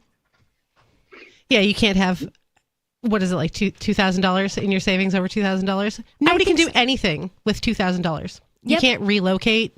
You can't open a business. You can't do anything with that. So it's, just enough to feel like you have something, but not enough to do anything with. So that way you are still helpless. And easier to track via CBDC and everything, and control. Because you have a lot less control over your life if you don't have control of the money that you use, the money that you earn from spending your time and work and energy. That if you can't control that, then you don't own your time and work and energy, which means you're a slave. If you use the US dollar, if you pay taxes, if you're on their welfare especially, you are nothing but a slave to them. You can still exit now, but the time is honestly, I really believe, running out for you to be able to exit. And I also think, and I think most of us here on the show believe, that moving to New Hampshire to be in a community of people who think the same way is an important next step. If you live in a big city, well, guess what? Everybody around you is going to be like, hey, I got the CBDC. Why are you being you're a wrecker. This would work fine if just you would comply. We can't trade with you. You can't buy groceries at our store because you don't have the CBDC. Yep. You can't pay your rent because you don't have it. Yep. Sorry. That's exactly how that's going to work. Yeah, but I think we need to study. And obviously this is why I'm in New Hampshire and joined the Free State Project and moved here as well. But I think that we actually have to defeat this, because the end goal of this is one global government and one global currency. And in fact, you're already seeing this with the World Health Organization pandemic alliance, which they're working on passing, where we're basically handing up more of our sovereignty to these multinational organizations. And the plan for CBDCs is to link all the CBDCs together, but there's already an IMF plan to build one single CBDC called WorldCoin or something like that. So understand that we're not going to be able to hide away. We need to actually stop this thing. But in the we move as well and find a community that you can weather the storm. But we also have to acknowledge that we're not going to be able to hide. They will literally come and force us to. They'll force their views on us unless we shut them off, and the only way to shut them off is to stop using their money and actually crash their system. That's the conclusion I've come to anyway. I definitely don't believe in hiding. I think if you move to New Hampshire just to let everyone else do the freedom work, you're on the wrong side. And I think that if people even just come here and spend gold and silver and cryptocurrency instead of US dollars, then they're really doing activism. I'm not saying you don't have to be Ian Freeman or anything like that. But one thing that I think is really important is also talking to the people in like the nation as well and try to wake up as many people as possible. Otherwise, I wouldn't do Free Talk Live. I know that there are some people who say, just give up on that. It's not important. But if they have a one world government, well, then they will just squash the 6,000 or whatever people in the free state. So I agree with you on that point as well. Well, when I travel, I mean, I've given talks and or workshops in 20 different states. The number of people that are familiar with Free Talk Live, and especially Ian, is actually very high. And I've met some great people who, so the impact of Free Talk Live is substantial, and it's an ongoing thing. So it's something that, you definitely don't stop, because the word is getting out, even one way or another, to places like California. So. Wow. This article, I think it's really cool that they end this article with this paragraph. It says, Acting Deputy Assistant Attorney General Stuart M. Goldberg and U.S. Attorney Martin Estrada announced the charges with IRS Criminal Investigations Cybercrimes Unit handling the case. An indictment is an allegation, and all defendants are presumed innocent until proven guilty in court. Disclaimer. We had to say that. I don't know if like Bitcoin Magazine is like on our side or whatever in that case, but not every media would point that out. Yeah, I know. And that's right out of the press release of the Justice Department. They do that stuff all the time. They say that too? Oh, yeah. I'm looking at the Justice Department press release, and indictment is merely an allegation. They say that stuff, but, Well, otherwise it would be defamation. I mean, to a certain degree, right? I mean, you have to claim innocent. You still have to claim innocent until proven guilty, even if you're rigging the system and engaging in prosecutorial misconduct. They still have to say that they're following the rules. Exactly. I also think that sometimes they bring something like that up just to actually be saying the opposite. Like, let me give an example to say what I mean. In Ian's case, after a trial one day was over for the day, the judge stopped everything to say, and I'd like to tell you guys, the jury, when you go home tonight, you're going to see on TV possibly, like, you don't even know that they will, but anyways, you're going to see on TV, on the news, that a man... You may see something on WMUR at 7:15 tonight. That Sam Bankman-Fried has been arrested, and his crimes are also related to cryptocurrency. I just want you to remember that has nothing to do with Ian Freeman. Right. He's saying that while bringing attention to Sam Bankman-Fried and drawing a connection there, like saying it in the same sentence, planting the idea in their heads. Don't make any rush to any judgments. Of course not. They like to do this thing where they say that they're doing a thing, so that means they're doing it. Like when they say, like, okay, I'm striking that from the record. That means that you're supposed to believe that they really struck that from their minds. 603-283-6160. More coming up. It's Free Talk Live. Exit the evil empire of the United States. It's Free Talk Live.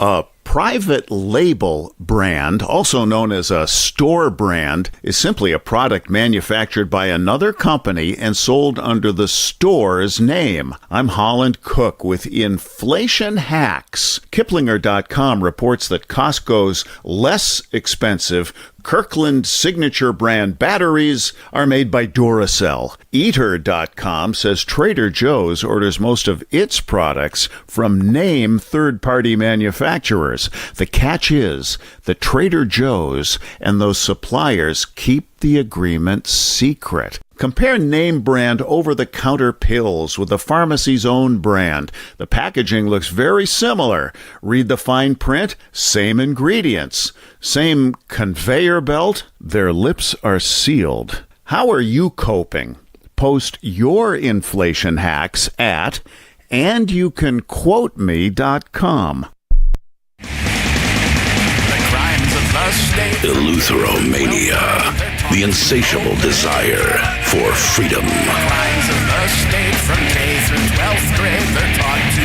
It's the new 3-song heavy metal EP from Captain Kickass.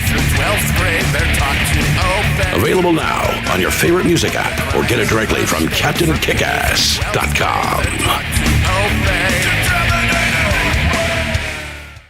If you want to know the latest about Free Talk Live before we go on the air, all you need to decide is how you want it delivered. It's your choice. Visit news.freetalklive.com to receive our usually weekly news updates by email. Plus, we have a Twitter account at twitter.freetalklive.com, and you can follow us on the decentralized Mastodon platform at toot.freetalklive.com. So please follow us at toot.freetalklive.com and sign up for our emails at news.freetalklive.com. You're listening to the live edition of Free Talk Live. Hour number 3 is next after the news here on the Liberty Radio Network at LRN.FM. From Feature Story News in Washington, I'm Benji Haya. Unrest and chaos at universities across New York after police raid the city's major college campuses and arrest more than 300 pro-Palestinian protesters who'd occupied a building at Columbia University. The latest escalation since demonstrators set up an encampment at the school several weeks ago. Universities in the United States have been gripped by protests over the war in Gaza as students and staff demand a boycott of companies and individuals with ties to Israel. Ira Spitzer is on the scene at Columbia. There were dramatic scenes on Tuesday night here at Columbia University in New York City when police stormed a building on campus that had been occupied by dozens of protesters. A short time later, the first protester emerged with zip ties, and that was followed by several busloads of people being taken away in police vehicles. There were clashes overnight too at several other colleges, including the University of California. Its vice-chancellor described scenes of violence. It risks creating a crisis for President Joe Biden, who's pushing for a ceasefire between Israel and Hamas. His Secretary of State Antony Blinken's finishing another tour of the Middle East. Secretary Blinken says the time is now for a deal between the warring parties and that there is a proposal on the table which would bring about a 40-day truce and the release of more than 30 Israeli hostages in exchange for many more Palestinian prisoners. Kate Fisher reports. The intense diplomatic effort reflects the urgency for ending the heavy toll on civilians as US President Joe Biden heads into a re-election fight. Protests on college campuses have added to the pressure on the president to broker an end to the conflict. Mr. Blinken's also seeking to advance an ambitious post-war plan that would see diplomatic relations between Saudi Arabia and Israel and define a pathway for the creation of a Palestinian state. In the UK, the British government has started detaining migrants as it prepared to deport them to Rwanda. Julia Chapman has the details from London. Those being detained are migrants who arrived in the UK illegally. The Home Office hasn't revealed how many have been taken into custody so far, but it says more detentions will continue in the weeks to come. Last week, the British Parliament passed legislation designating Rwanda a safe country and empowering courts to ignore most legal challenges. Prime Minister Rishi Sunak says the plan is intended as a deterrent to stop people coming to the UK. The first flights carrying migrants to Rwanda are expected to take off no earlier than July. Those targeted with deportation are entitled to challenge the move in court, which could delay the process but is unlikely to stop it. From Bureaus Worldwide, this is FSN. With FSN Spotlight, I'm Simon Marks, checking in today on the state of the US relationship with China after their face-to-face meeting on the sidelines of the APEC summit in California last autumn. Presidents Biden and Xi expressed hope that a new era of communication and, in some limited areas, collaboration was upon them. Long-abandoned hotlines were re-established. There was talk of working together to reduce the flow of fentanyl into the United States, but the US is now angry over China's aggressive use of water cannon against Filipino vessels in the South China Sea and worried about whether Beijing is supplying weapons to Russia. The Chinese deny it. Bob McMahon of America's Council on Foreign Relations. I'm thinking back to what now seems like a very remote period, which was only late last fall, the Biden-Xi summit. One of the takeaways that people were touting as a positive was like, oh, we're ready to talk again and cooperate on potentially limiting the fentanyl supplies. If all these other things weren't going on, one would say, great, we can spend some time on an issue that could actually save some lives. But it just seems like an issue like that gets crowded out while you're talking about making sure there's signaling in place so that there's not a mishap in South China Sea, East China Sea, over Russia, Ukraine. The issues are so epic. It's just maybe like managing this as opposed to trying to solve anything. Of course, neither side last autumn indicated that one face-to-face meeting in California could possibly solve all of the difficulties in the bilateral relationship. With FSN Spotlight, I'm Simon Marks. A reminder of our top story, chaos and unrest in universities across New York after police raid the city's major college campuses and arrest more than 300 pro-Palestinian protesters who'd occupied a building at Columbia University, the latest escalation since demonstrators set up an encampment at the school several weeks ago. Staff and students nationwide are demanding a boycott of companies and individuals with ties to Israel. There have been clashes too at several other colleges, including the University of California, its vice-chancellor describing scenes of violence.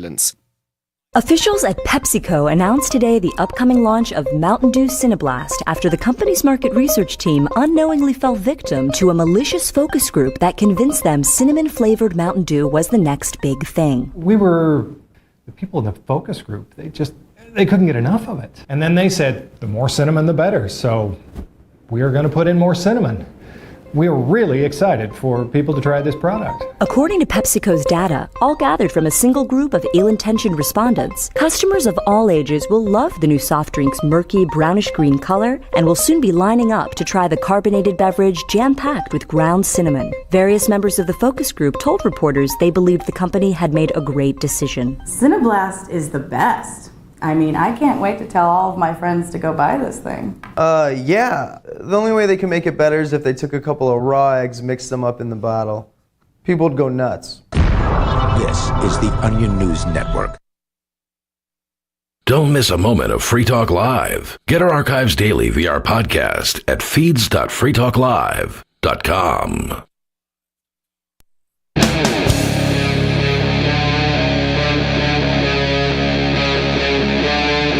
Free Talk Live.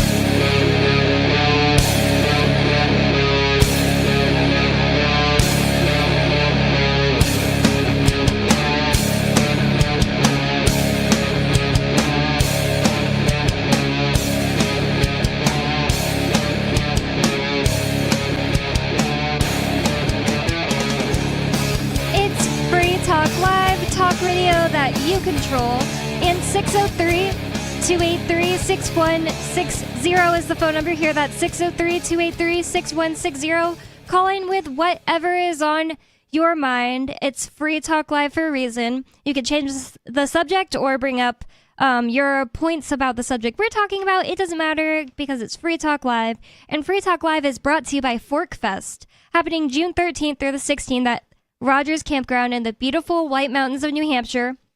Fork Fest is a fork of the Porcupine Freedom Festival, and I think it's more important than ever to support Fork Fest if you, don't want to go to Pork Fest for any reason. Fork Fest is decentralized, so there's no ticket cost and no one is in charge. For more information and to connect with other attendees, you can visit the unofficial website, forkfest.party. That's forkfest.party. I think it's just important to show that we are more than an incorporation or than a corporation. We are a community of people who believe in freedom, and freedom is always the answer. What's the question?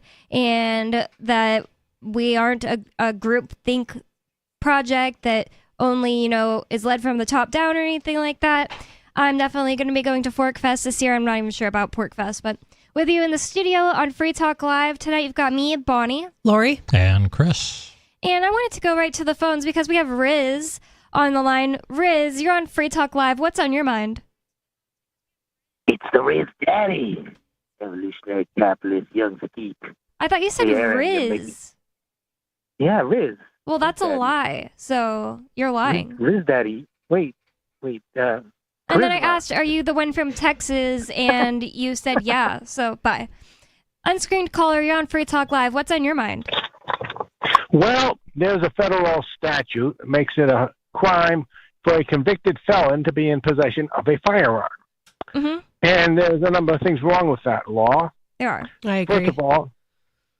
First of all, the Constitution doesn't even give Congress the power to prohibit a convicted felon from having a firearm. These things are delegated by the Constitution to the states, but even then, governments cannot justly infringe on somebody's unalienable rights, such as their right to defend themselves.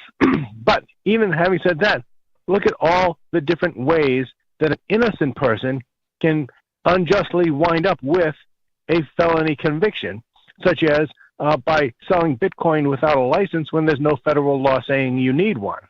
And you were supposed to know that the courts would rule that Bitcoin was funds within the meaning of a federal law that requires that you have a license to run a funds transmission business after the fact. These are victimless, nonviolent crimes, so they call them. Yeah, to begin with. Don't forget that the judge did not put Ian in prison. The U.S. Marshals did. And on Monday, the U.S. Marshals who were trying to arrest a guy for being on a warrant for being a felon in convicted felon in possession of a firearm. Right, I saw this in North Carolina. Yeah. 8 cops wound up getting shot, 4 of them fatally, 3 U.S. Marshals and 1 local law enforcement goon, and it totally serves them right. And so I sent Ian a letter telling him what happened, and how the only thing the enemy was able to do was to keep sending the freedom fighters more targets. One thing I think about is that why don't the cops ever get the hint that people don't want their services? I have never been shot at while serving someone an Uber Eats order. They were serving someone a warrant. This person was a felon because of drug-related charges. They had allegedly... Oh, yeah, they were also a felon because of I wasn't going to not say this, but I was thinking it was misdemeanor. But no, this was a felony. So they were a felon because of drug charges and also because of a breaking and entering charge from 2014. I don't believe that somebody who even committed a victimful crime like breaking and entering deserves to have no gun rights for 10 plus years. That's just ridiculous.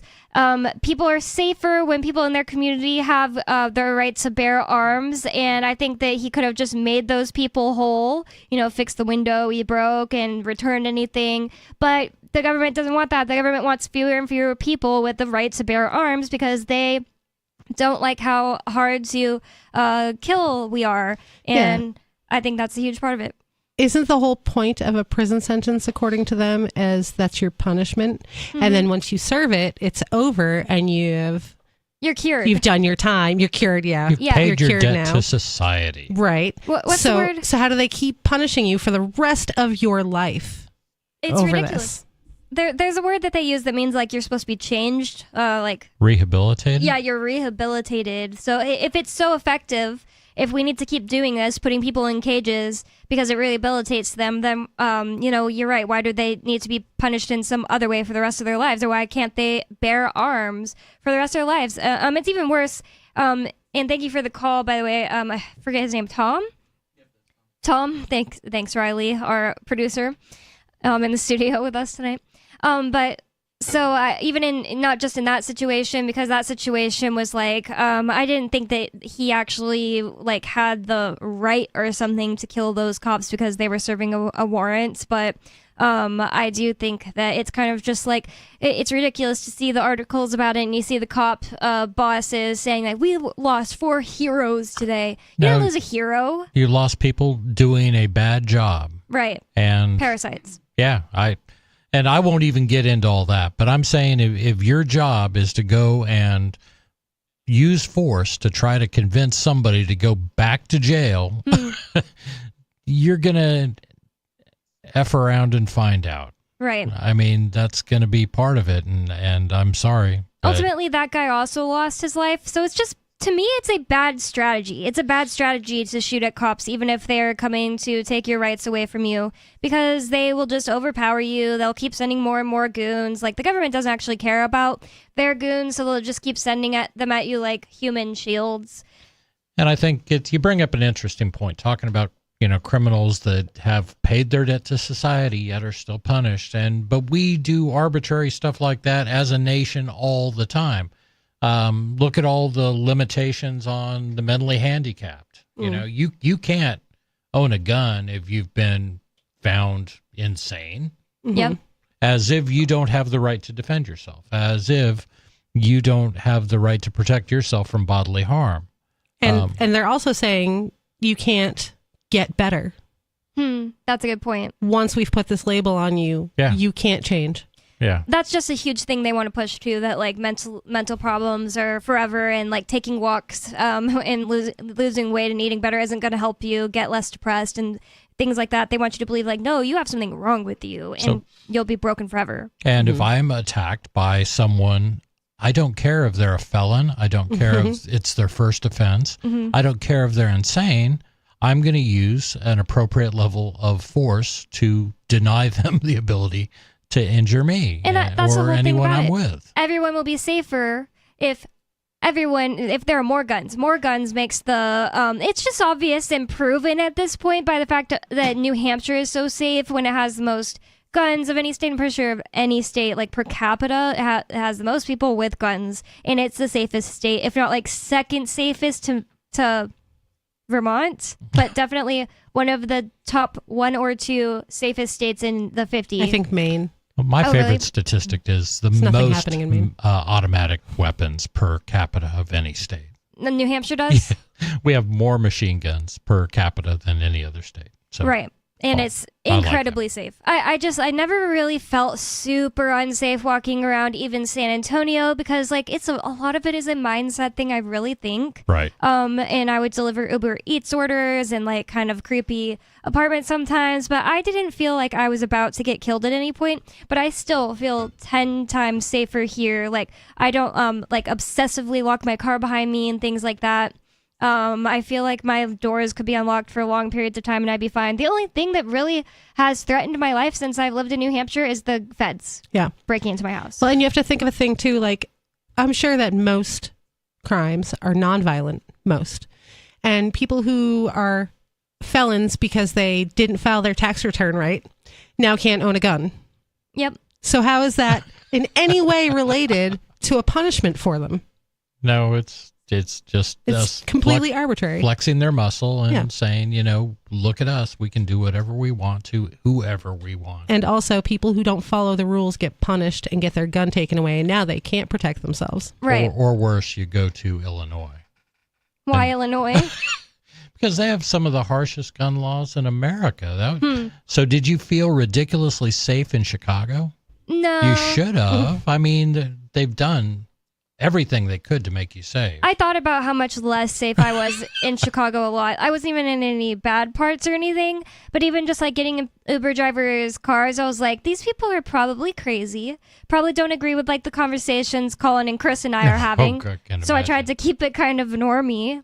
Places with strict gun laws, I think, have more violent crimes. Right. Chicago has a lot of violent New crimes. York and they have strict gun laws. Mm-hmm. We even talked to this store owner in Chicago who he wasn't giving out samples for ice cream, and it's like, how do you know what you want with like these like designer flavors? How do you know what you want? It's not like it's just like vanilla, strawberry, and people are being ridiculous asking for a sample.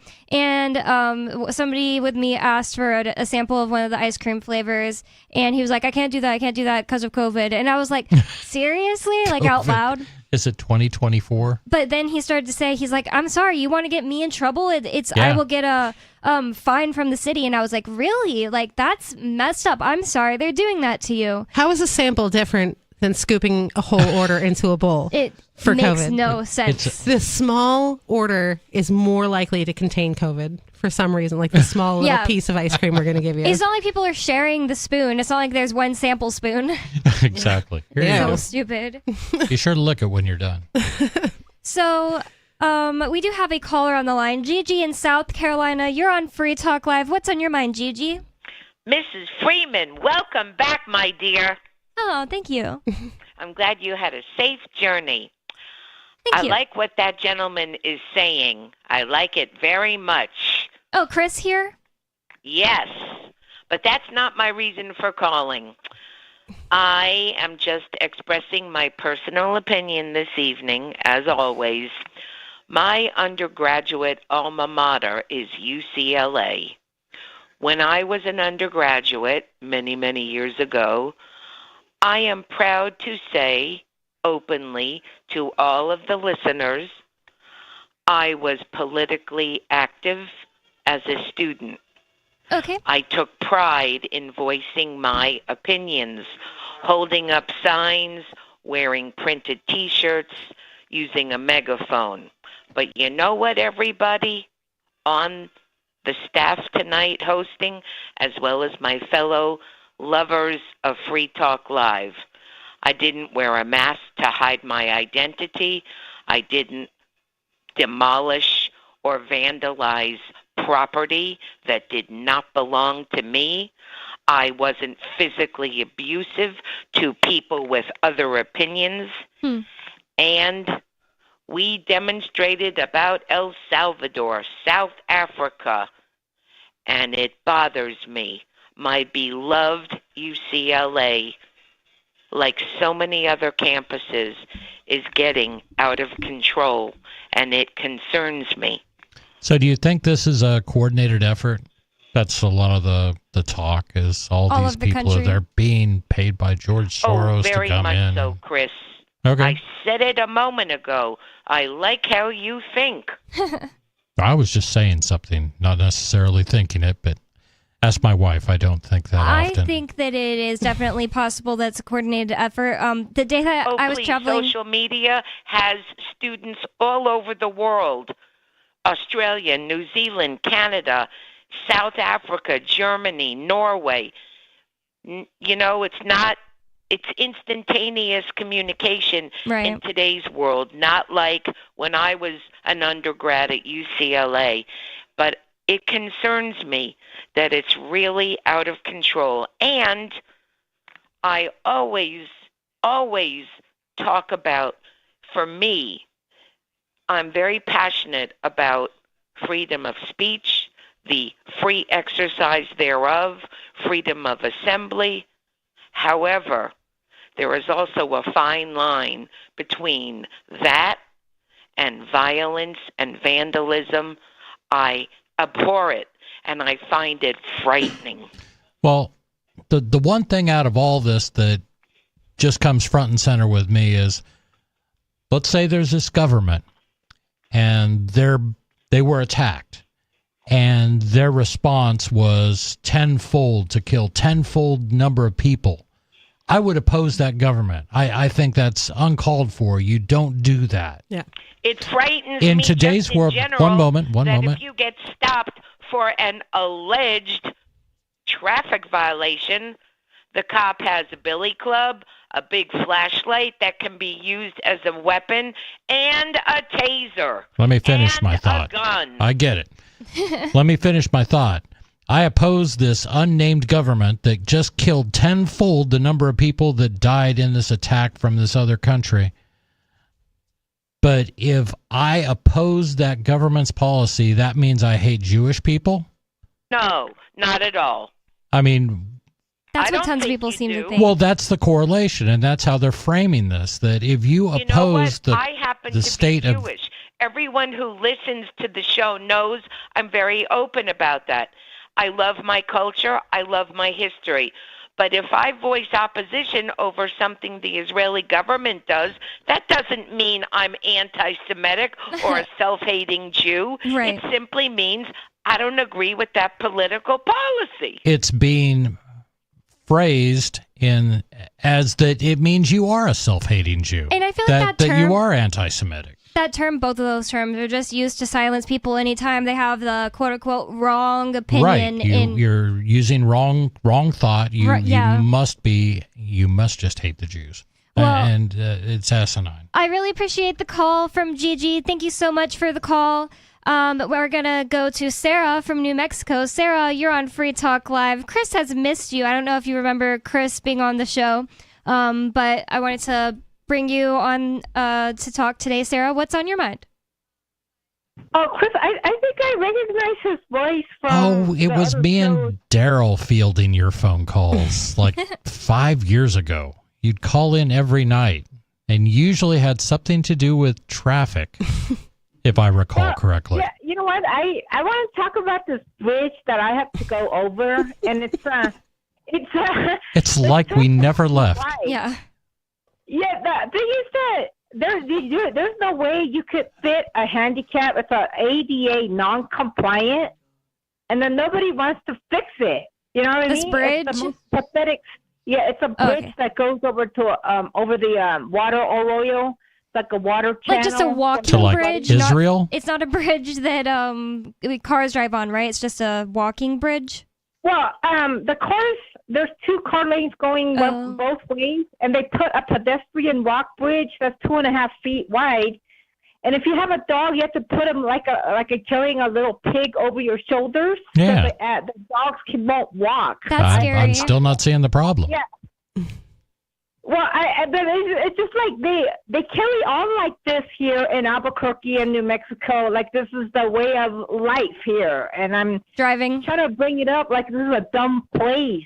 Like they need to widen this bridge, you know, and I've been working on it. Well, have there actually been people who were saying, "Hey, I tried to walk on this bridge and I couldn't fit, and this needs to be changed"? Have there been like disabled people or anything like that attempted to got walk up on? and marched? Oops, I can't say that. That's the whole thing. I don't know who they were. We don't have any committee. We don't have a pedestrian activist organization. You need to start it. You need to lead this. Is this bridge the only way to get from point A to point B? Good question. That's correct. Unless you want to walk over like another quarter mile. If you have a shopping cart, if you're homeless, you could bring it over that bridge. If you want to walk another half a mile or another... so that means, it's not the only It's one. not the only way. And a quarter mile is only like, 4 minutes? It's not a lot. Walking? We're like 10 minutes. Depends on how handicapped. I guess that's true. I have done that rather than walk over this 2.5 bridge and somebody hit me from the back when they're talking and texting and speeding, you know. I mean, I use this walk when I'm facing the traffic because at least I'll get that 1 or 2 second. I could jump out of the way when they're going to hit me. Is the bridge jump off the bridge? The bridge only has a pedestrian walkway on one side? I think it's got a pedestrian walkway on both sides. Okay, you should not be walking with your back to traffic oncoming to you. Good Well, advice. has anyone ever driven off that bridge into the water? No, I haven't heard about it. But I don't really think they're going to drive onto the sidewalk, right? Like that would. It could happen. Basically going right but that's off. like saying you could get hit by lightning. Right. Yeah. Get hit by a bus. And when those people get in the car every day, they're taking a risk as well that they could be in a car accident. You know, somebody's car could absolutely just like malfunction. For example, it could be They could be driving a Tesla, and they could die. Yeah, and it could just explode. Based on my conversations with you, Sarah, I mean, I cannot imagine walking in Albuquerque. That in itself is taking your own life into your own hands. That's I mean, such a good point. Like the drivers there are terrible, right? Yeah. I've accepted. It's like living in Oklahoma with the tornadoes. It's the same living in California with the earthquakes. This is our traffic fatality is the way of life here. But I just feel like I could do something about it. You know what I mean? Try to make it do better. something about it. Well, Get out there. Her Protest. activism is talking on Free Talk Live. Exactly. No, she and actually said that's her job. I know that, but it has been for at least the last 5 years. She's passionate about it. Something about that bridge. And yeah, really involved with me about it. And maybe we'll start something, you know?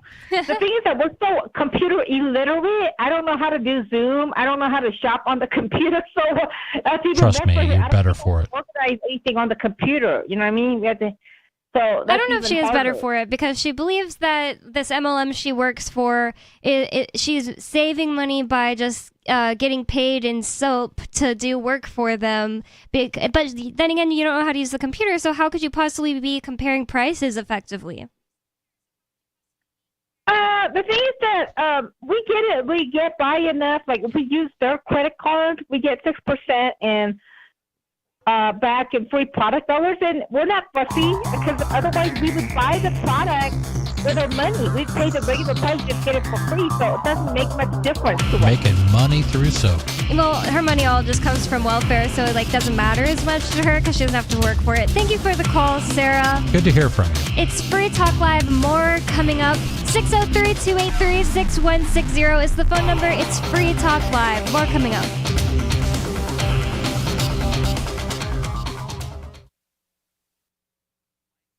Some of you have wanted to support Free Talk Live's mission on a monthly basis, but don't want to support Patreon. Now we have an alternative that also helps our premier streaming platform, Odyssey. Visit video.freetalklive.com and click Join at the top of the channel. You can subscribe for $5 per month, and unlike other subscription services, Odyssey adds their processing fee on top, so it'll cost a little over $5 per month, but Free Talk Live will receive the entire amount you pledged. Higher donation tiers are available if you're feeling so inspired. You'll get a special membership badge that's visible in the Odyssey chat room, and if we get enough supporters, we may enable members-only chat. This new subscription method is a great way to decentralize our direct listener support away from just Patreon and also support a libertarian-run business, Odyssey. Please visit video.freetalklive.com and click Join to subscribe to our Odyssey channel and help support spreading our message around the planet. Visit video.freetalklive.com and click Join today. From Feature Story News in Washington, I'm Benji Haya. Unrest and chaos at universities across New York after police raid the city's major college campuses and arrest more than 300 pro-Palestinian protesters who'd occupied a building at Columbia University. The latest escalation since demonstrators set up an encampment at the school several weeks ago. Universities in the United States have been gripped by protests over the war in Gaza as students and staff demand a boycott of companies and individuals with ties to Israel. Ira Spitzer is on the scene at Columbia. There were dramatic scenes on Tuesday night here at Columbia University in New York City when police stormed a building on campus that had been occupied by dozens of protesters. A short time later, the first protester emerged with zip ties, and that was followed by several busloads of people being taken away in police vehicles. There were clashes overnight too at several other colleges, including the University of California. Its vice-chancellor described scenes of violence. It risks creating a crisis for President Joe Biden, who's pushing for a ceasefire between Israel and Hamas. His Secretary of State Antony Blinken's finishing another tour of the Middle East. Secretary Blinken says the time is now for a deal between the warring parties and that there is a proposal on the table which would bring about a 40-day truce and the release of more than 30 Israeli hostages in exchange for many more Palestinian prisoners. Kate Fisher reports. The intense diplomatic effort reflects the urgency for ending the heavy toll on civilians as US President Joe Biden heads into a re-election fight. Protests on college campuses have added to the pressure on the president to broker an end to the conflict. Mr. Blinken's also seeking to advance an ambitious post-war plan that would see diplomatic relations between Saudi Arabia and Israel and define a pathway for the creation of a Palestinian state. In the UK, the British government has started detaining migrants as it prepared to deport them to Rwanda. Julia Chapman has the details from London. Those being detained are migrants who arrived in the UK illegally. The Home Office hasn't revealed how many have been taken into custody so far, but it says more detentions will continue in the weeks to come. Last week, the British Parliament passed legislation designating Rwanda a safe country and empowering courts to ignore most legal challenges. Prime Minister Rishi Sunak says the plan is intended as a deterrent to stop people coming to the UK. The first flights carrying migrants to Rwanda are expected to take off no earlier than July. Those targeted with deportation are entitled to challenge the move in court, which could delay the process but is unlikely to stop it. From Bureaus Worldwide, this is FSN. We're still not sure why you'd want to watch, but our video feed is streaming nightly for free at cam.freetalklive.com.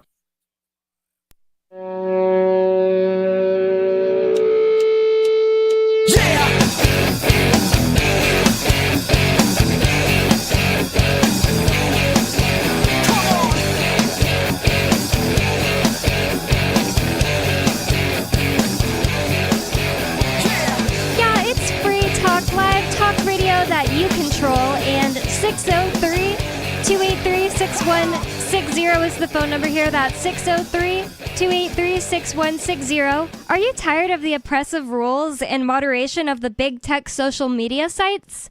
Our Mastodon server at social.freetalklive.com can set you free.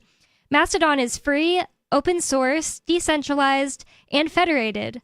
Multiple apps are available for iOS, Android, Windows, Mac, and Linux. Social.freetalklive.com. And with you on the show tonight, you've got me, Bonnie, Lori, and Chris.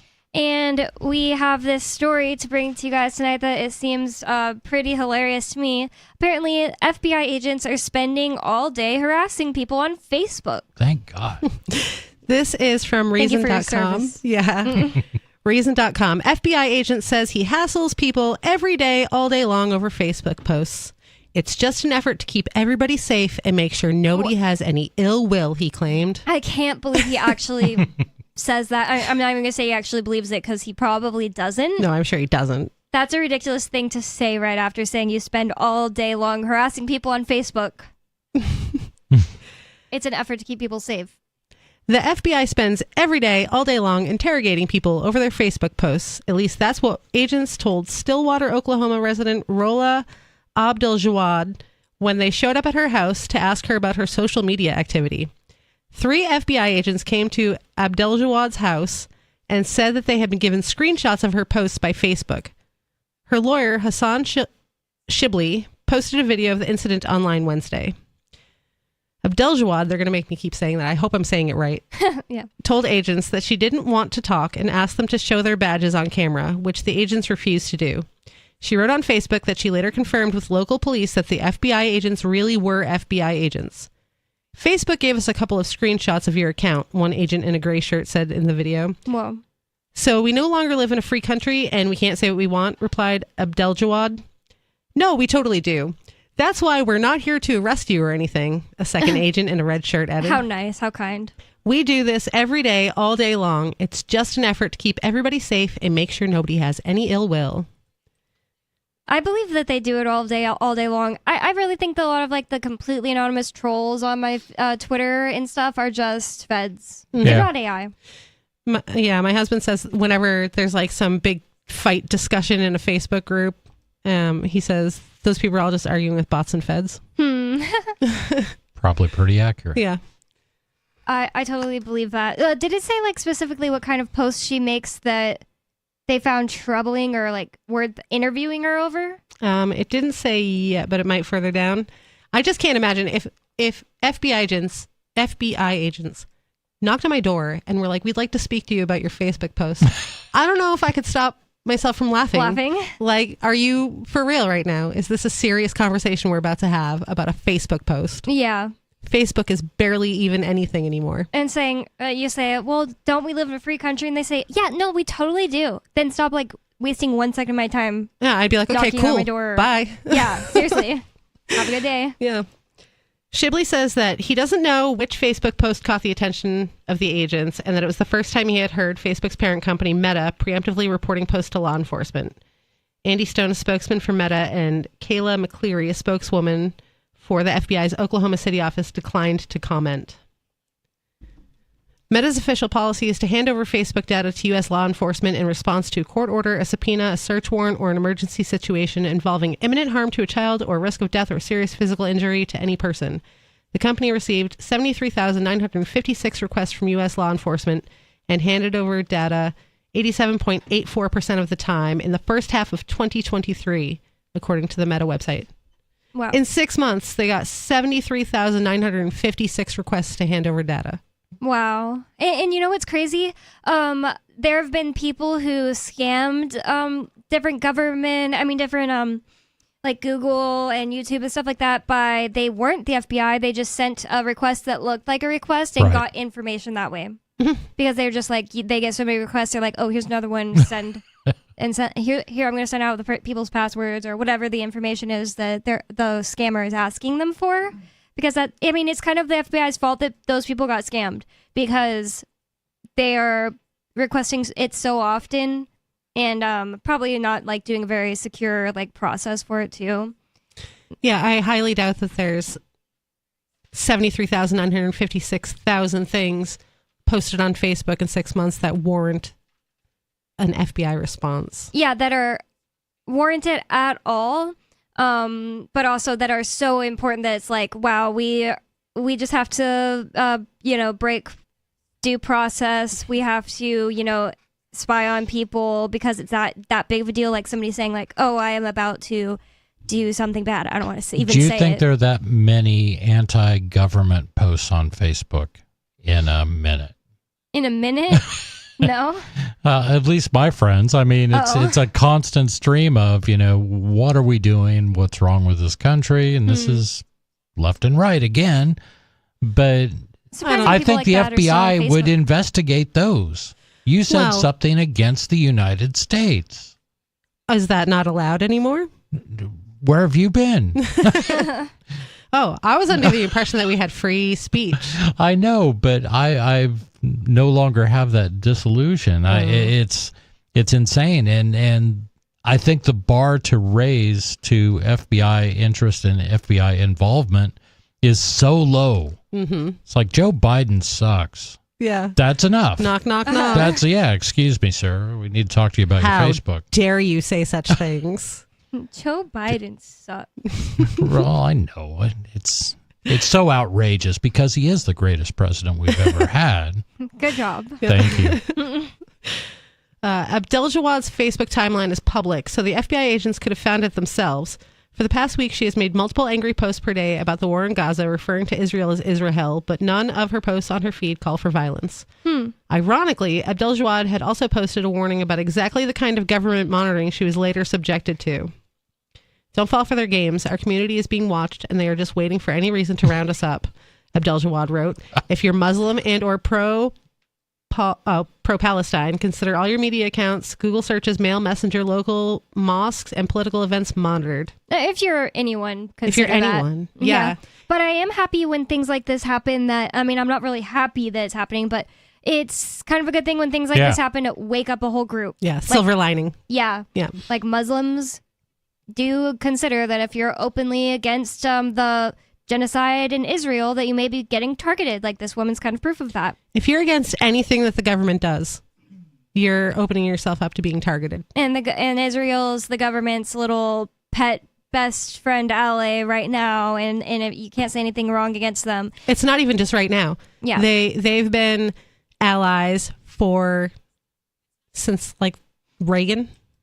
Was it Reagan? Well, or before that, Nixon. Before that. I don't know. I just figured it's been always a long time. Since 1947. Is that when they came out? When Israel was like created. Yeah, I think since then. I mean, we've had a pro-Zionist foreign policy towards the Middle East. And yeah, they come right out and say it. Joe Biden said, "You don't have to be there to be a Zionist. I'm a Zionist." Like, really? Yeah. Whoa. Yeah, they just come right out and say it. They go and they kiss the wall and people claim that like, Jerusalem is the capital of Israel, and that belongs to the Jews. Yeah, that was from the greatest president we've ever had. Joe Biden. Joe Biden. Yeah, they all say it. Trump went and did the same thing. Wow. Like they all say it. That's part of their script when they get there. That's crazy. To the White House. And people do always say like, "Oh, this has always been a Christian nation, and Christians like are by definition Zionists because they believe it's a sin to do anything like quote unquote against Israel." Mm-hmm. Well, because they think that it's going to fulfill the prophecy if Israel can fulfill the prophecy, then the Messiah will come back. Yeah. So being a Christian nation, because of separation of church and state and all that, they, that's what a lot of the pro-Israel alliance is based on, is heavily Christian-dominated reigning government. Yep. But didn't they kill him the first time? Yeah, but only like kinda, and then he came back, and then he like flew into the sky, and then he's going to come back again. No harm, no foul. Chosen people, or they're So it's still the fine. chosen people. That's one reason I like Swedenborgians. They are Christians that don't believe that Jesus is literally coming back, and I'll see like videos by Swedenborgians that are like, don't support the war on Gaza, please. It's not fulfilling some kind of prophecy, and I think it's like really interesting that a Christian group would come out and say that. I don't know, disclaimer, I like them. And I just find it pretty, like it's just so anti-common sense to believe that a God would support genocide. I kind of find it insane that people are like, I would love for Jesus to come back and all the people I know to be dematerialized and have hellfire rain down upon them and die in the most horrible ways ever imaginable because it'd be great because they did a bad thing. Yeah, it's going to be awesome. Or But because they didn't I'm going to be accept fine. the truth. They could be really good people, but they didn't accept what they believe is the truth about the universe. I've lived my whole life perfectly and I'm going to be fine and I'm going to go to heaven, but everyone else around me is going to die terribly. Well, really, I think that they did Yeah. live their life perfectly, but they believe that it doesn't matter because they can just like lay in their bed at night and say like, Jesus, I'm sorry to you, not the person I harmed, but to you. Yeah. And then Is that it'll be all fine. forgiven? Is that all the Christian religions? I grew up Catholic, so I know that they do that. They're just like, Yeah. oh, sorry, I killed somebody. Can I just go say some Hail Marys and then we're good? Well, then again, Plenary some- indulgence. Yeah. Some are all about work too. I can't remember which ones. Maybe the Puritans or the Protestants or something like that. They believe like you got to apologize and then work. That's for the God. Catholics. Oh, that's the Catholics. Yeah, you got to do your penance. You have to sit in the pew and like do 7 Hail Marys and like 4 Our That's what Fathers. that's about. Yep. They make it a punishment on purpose. I was so bored the only time I ever went to a Catholic mass for a funeral. Well, I don't know if that's the same thing as mass. Yeah, but you go into the little group. you go A into the little final box mass. with the priest and you tell him all the bad things you did and then he tells you how many prays to do. Final mass. It's you And now defeat you're the last fine. boss of Hail Marys, and and they let you go. Yeah, they have the dead body in the room and they like pray over it. It's really weird. It was kind of like weirdly nice. Like it was like a 3-day funeral. I just thought that I was like, wow, you have the dead body in the room and you pray for him like he's right there, and then they let him go. That's what they think. All religions are weird. Yeah, that's strange. Like the Mormons, they baptizing baptize dead- people yes. against their will. Yeah, dead people. Dead people against their will, like, Yeah. Got to make sure that everybody's safe. Make sure they get to the right place, because God wouldn't just like Like, you know. and I don't understand the Whoops. Jehovah's Witnesses. Like, they only let so many people in, but we're going to keep trying to get more people so that it lowers my chances of going to heaven. Like, Yeah. what is that? And it's a small number. I don't remember what it is right now. Do you? 44,000, I think. Whoa. They think that only 44,000 people will go to heaven. That's really bad. Maybe it's 144,000. It's something like Riley that. says maybe 144. I've only ever known one Jehovah's Witness, or maybe like 2. But they're really strange one too. They don't believe in celebrating birthdays and holidays. They don't believe in blood transfusions. They will actually die instead of get one. And lots of other like medical interventions. Yeah, they don't celebrate anything other than Jesus. That's why. Okay. Yeah. It's 144,000. You're right. Wow. Good job, Riley. Yep. Good memory. Yep. Yeah, so I don't remember how we really got onto that, except, well, if your religion and what you believe to be right, regardless of, what, like, natural law, like, just, like, don't harm people, don't take their stuff, if whatever you believe becomes the next target of what, the government thinks is in their way for their allies or whatever, then just know that it doesn't matter that it's your religion and we're supposed to have freedom of religion here. You will be their next target. They will infringe on your rights to privacy and things like that. Mm-hmm. They'll just say that you're the enemy and make everyone think that you're the enemy and do things to make it look like you're the enemy, and then you'll become the enemy. Yeah. They'll work with the mass media. I remember I didn't really know which way they were going to go with the Israel-Gaza argument. I just didn't know, but all mass media was like in lockstep, like really pro-Israel at first. Yeah. And that was weird. Yeah, they're like bound together. And this is interesting because you have this concerted effort. I mean, from the U.S. government, from all the media companies. I mean, we expect this. But you have a whole lot of people that were kind of swayed by, 34,000 dead Palestinians.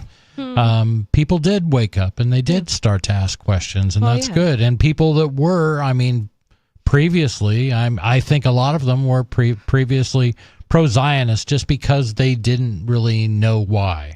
But now, other than we hear it all the time, we're supposed to be that way. Now those people who are waking up are being targeted as the enemies. Of course. They're saying they're racist, they're violent, they're silencing them. They can't have protests. I watched a video today of a cameraman walking with protesters on a campus, and the cops threw him and his camera to the ground and then charged him with assaulting a police officer. What? Yeah. Well, a lot of the times I think that whenever there are these protests that start to change people's minds and get enough attention, they start to put people in there that are just going to go be bad actors. Not saying even like that story has, but they're going to start putting people in that are going to start starting buildings on fire and actually assaulting people. Yeah, they put undercover officers and stuff to make you the can whole see their movement look vests bad. under their shirts sometimes. Well, yeah, it's just a regular flag. It's not a false flag. This is my casual flak jacket that I'm wearing underneath here. I always wear this. Yes. They wear like hoodies in not very cold weather, and like all the same tennis shoes or all the same boots and all the same jeans. Yeah, they all have their cop caps. boots. Yeah, cop boots. Yeah, they do. Well, Jack boots. I just thought that it was interesting that we have a story, and I don't know if you have the other one. We had a story about the FBI hassling people on Facebook all day, but we also have, the other thing that you could be arguing with. You might be arguing, if you're arguing on Facebook with an FBI agent, you might be arguing with a bot. So do you have that story as well? I don't, but I could probably find it real quick. Oh, sorry. Well, no, that's okay. I could also probably find it, but I thought this story was really interesting because people often say, like when you're getting in an argument, you were saying that your husband says this, that, oh, you're just arguing with some bots or some FBI agents on there. You're not changing it, like people's hearts and minds. Okay, so this is globalnews.ca. It says Meta says you can't turn off its new AI tool on Facebook or Instagram. Why would you want to? Oh, yeah, it's helpful. Right. Meta has now integrated AI into Instagram, Facebook, WhatsApp, and Messenger in Canada, but its presence may not be welcomed by all. It's here too now, not just Canada. As the new feature cannot be turned off. In a statement Thursday, the company said Meta AI can be used to get things done, learn, create, and connect with the things that matter to you. What if privacy matters to you? Anything but that. Yeah, anything but that. Sorry about that. Human Little rights. disclaimer. It's now available in Canada, Australia, Ghana, Jamaica, Malawi, New Zealand, Nigeria, Pakistan, Singapore, South Africa, Uganda, Zambia, and Zimbabwe. But you're saying like this is like dated, so now it's also in the United States? I mean, if you go on Facebook and you try to like type something, it has the AI right there at the top bar, and you can't shut it off, you can't block it. And when you go to search in Facebook or Meta products, now it's you're searching with AI. Yeah, you're searching with AI, and it says like, ask questions, like it gives you a prompt. Ask questions like, where can I find a good restaurant? I already have Google. Yeah. What do I need that for? Or any other I have Google's search AI. engine? Why do I need your AI? What do I need your AI for? Are they owned by my the same Samsung people now? AI? I mean, they're all owned by the same guy eventually. Yeah, basically. At the very tippity top. Like right? Disney owns basically everything. It's basically the government. I just found out today, like, it's so weird how things are owned by other things. I found out today that Mars, like the chocolate company, owns Banfield Pet Hospital, like that's in Petco's and stuff. Yeah, that makes sense. That's so weird. That is so weird. And you know, that crap really scares me too, because like I already know how they're trying to ruin our health, like humans' health. And I'm always wondering, like, what are they doing to try to ruin my dog's health as well? Like, they just want you stressed out and unhappy. Like, they would love for your dog to die. It's weird that the chocolate company, which is poisonous to dogs, right. has animal hospitals. Exactly. Like, I switched my dog's food just a couple years ago because I started realizing, like, it wasn't until I started, like, really learning about different ingredients and stuff that I thought about the fact that, like, I don't really know I've never looked at the ingredients on my dog's food. I looked at it. Like, number 3 is sunflower seed oil. Dogs don't need that. No. So, yeah, all those dogs frolicking through the sunflower fields. That happens all the time.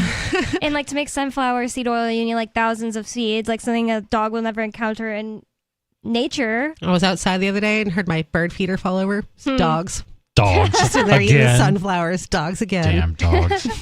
Thousands and thousands of seeds lost. All kinds of pissed off birds all over the world going, what's happening to our feed? Dogs. I really believe that they're trying to harm your dog's health as well, and it kind of scares me, and I'm starting to think about, maybe I shouldn't say this, starting to think about like photoshopping my dog's like vet records to say that he got vaccinated. I don't really know if I should or not. It's like really complicated because I know some vaccines are helpful and stuff, but then they all like put crap as secondary ingredients in them too. Some things are silly, like Coconut is indoors unless he's with you, right? So why does he need a rabies shot?